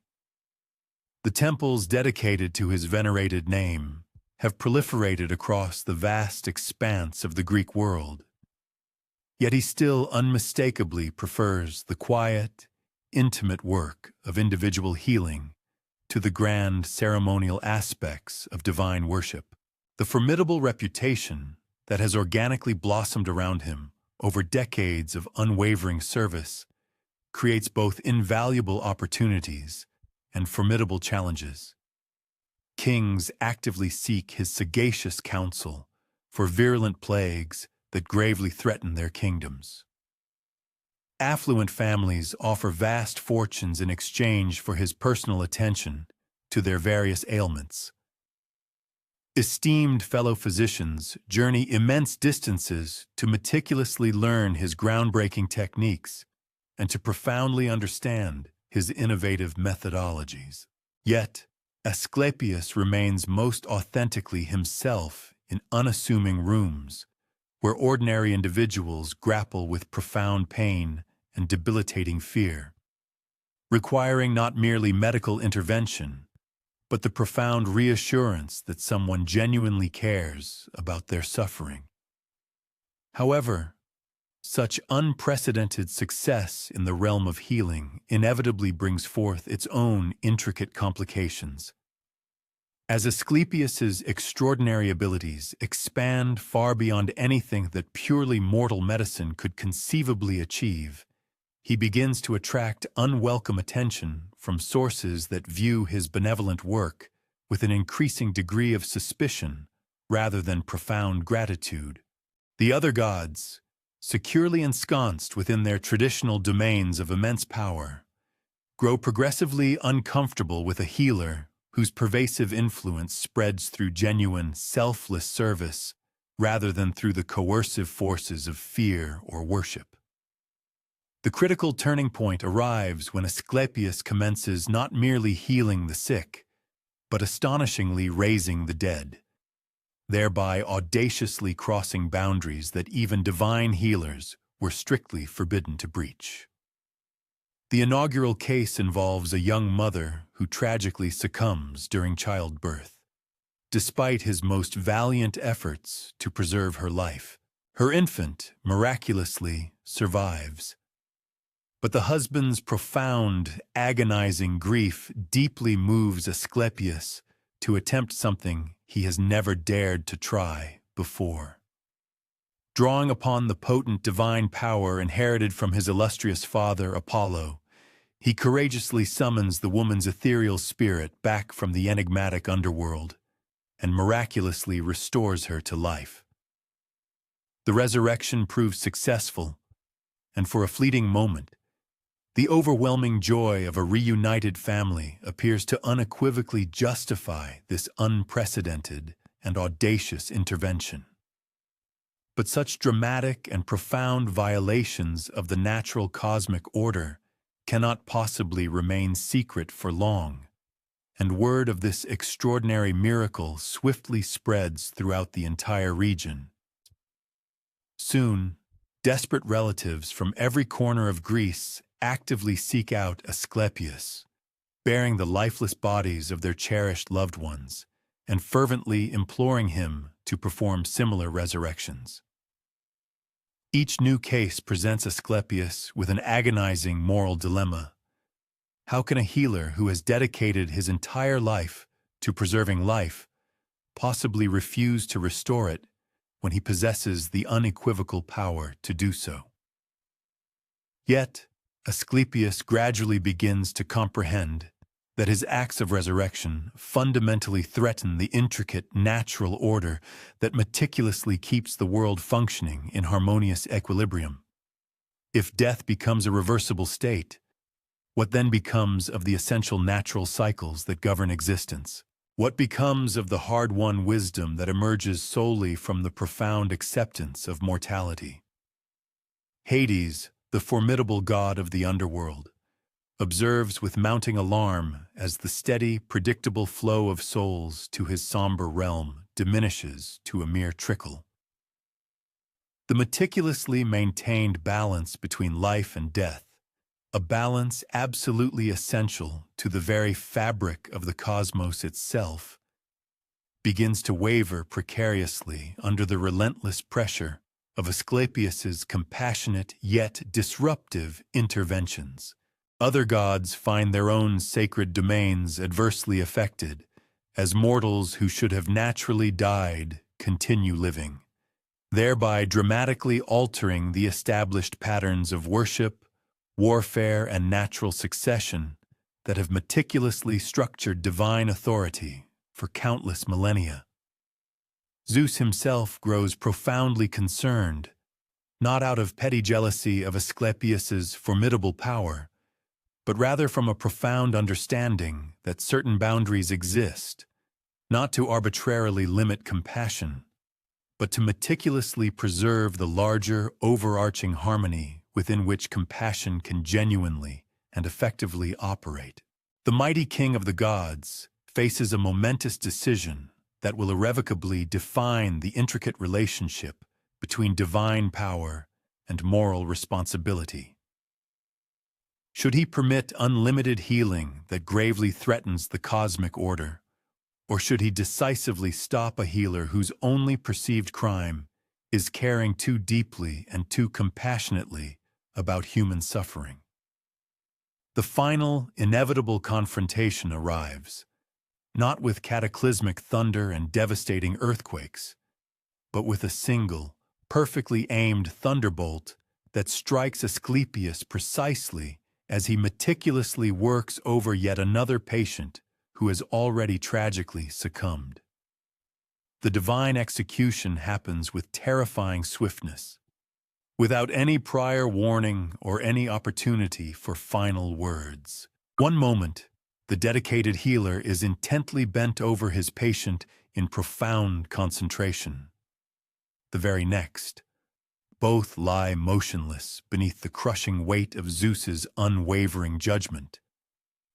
But instead of irrevocably ending his extraordinary story, this divine execution becomes Asclepius's ultimate transformation. Apollo, his divine father, mourns his beloved son's death with such profound intensity that his overwhelming grief threatens to plunge the entire world into an eternal, abyssal darkness. The sun god's inconsolable sorrow moves even Zeus to reconsider his initially harsh judgment, ultimately leading to a profound compromise that honors both divine justice and boundless compassion. Zeus, in an act of profound reconciliation, places Asclepius among the celestial bodies as the magnificent constellation of Ophiuchus, the serpent-bearer, thereby ensuring that his benevolent influence will perpetually continue across the cosmos.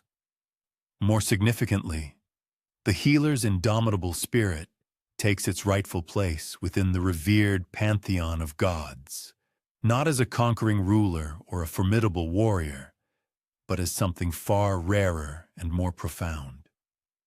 A divine being whose immense power emanates entirely and exclusively from an inexhaustible wellspring of pure compassion.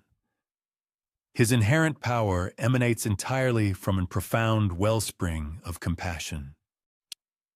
In stark contrast to other revered deities who frequently demanded elaborate sacrifices and absolute subservience, Asclepius graciously bestows a form of healing that seeks no recompense, asking only for a sincere pledge to judiciously employ one's restored health. His sacred temples consequently transformed into havens, places where human suffering was met with profound empathy and profound understanding, rather than harsh scrutiny or condemnation. The true marvel inherent in Asclepius's elevation to godhood lies not merely in a mortal's transcendence to divine status, but rather in his emergence as a deity who profoundly retained the vivid recollection of his own earthly mortality. His celestial healing thus inherently preserves the tender patience cultivated throughout his human existence, the invaluable practical sagacity gleaned from the tutelage of Chiron, and the deep humility that stems from diligently operating within inherent limitations, rather than merely attempting to overpower them with brute divine force. The revered sanctuaries consecrated to the divine Asclepius diligently persist in their operations, adhering faithfully to the fundamental principles meticulously established during his earthly medical practice. The process of healing within these hallowed grounds unfolds through an intricate synergy of pragmatic medical interventions, robust psychological encouragement, and profound spiritual renewal. Patients arriving at these temples discover not only welcome physical alleviation, but also a profound restoration of their hope and a reawakening of their life's purpose. The iconic staff entwined with a serpent thus stands as a potent emblem, eloquently honoring both the potent efficacy and the essential restraint that are indispensable for genuine and lasting healing. Perhaps the most astonishing aspect of Asclepius's metamorphosis into a divine being is that this transition did not sever his connection to the tribulations of humanity. Instead, it remarkably deepened his empathic bond with it. As an omniscient God, he possesses the extraordinary capacity to manifest his presence simultaneously across all his numerous sanctuaries, graciously bestowing restorative dreams upon countless ailing individuals, astutely guiding physicians toward accurate diagnoses, and imparting the spiritual fortitude that empowers people to bravely endure chronic conditions that defy complete eradication. The benevolent influence of this revered deity extends far beyond the physical confines of his sacred temples. Indeed, every medical practitioner who skillfully integrates technical proficiency with heartfelt empathy actively perpetuates Asclepius's enduring legacy. Every healer who embraces a holistic perspective, tending to the entire individual rather than merely isolated symptoms, unequivocally honors his pioneering approach. Moreover, every significant medical advancement that conscientiously prioritizes the comprehensive welfare of the patient above fleeting professional renown or personal aggrandizement distinctly mirrors his foundational values. However, Asclepius's most profound contribution to the human race may well reside in his powerful demonstration that divine omnipotence and profound moral accountability are not antagonistic forces, but rather indispensable partners working in harmonious concert. His magnanimous willingness to acknowledge and accept inherent limitations upon his own prodigious abilities, even to the ultimate extreme of embracing death itself, powerfully illustrates that authentic healing necessitates profound wisdom regarding precisely when to judiciously intervene and when to humbly accept that which lies beyond the realm of change. This enlightened understanding renders his formidable power far more efficacious rather than diminishing it, precisely because it operates harmoniously within the inherent framework of the natural order, rather than striving to defy or overwhelm it. The iconic serpent, gracefully coiled around his staff, thus emerges as an utterly perfect symbol for this meticulously balanced philosophy toward the application of healing power. Serpents are inherently perilous creatures, capable of inflicting death with their potent venom. Yet paradoxically, that very same venom, when meticulously prepared and judiciously administered, can serve as a potent medicinal agent. This evocative symbol serves as a perpetual reminder that the act of healing invariably involves a delicate engagement with forces possessing the dual capacity to both inflict harm and confer benefit, thereby mandating both profound scientific knowledge and sagacious practical wisdom to ensure their safe and effective application. As the inexorable march of centuries progressed, the reverence for Asclepius steadily permeated throughout the vast expanse of the Mediterranean world and extended far beyond its geographical boundaries. Esteemed Roman emperors sought counsel from his prophetic oracles.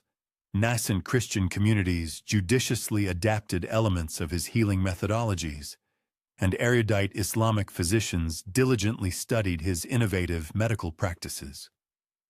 His pervasive influence remarkably transcended conventional religious and cultural divides, primarily because it directly addressed the universal human experience of profound suffering and the equally pervasive and inherent human aspiration for solace and alleviation.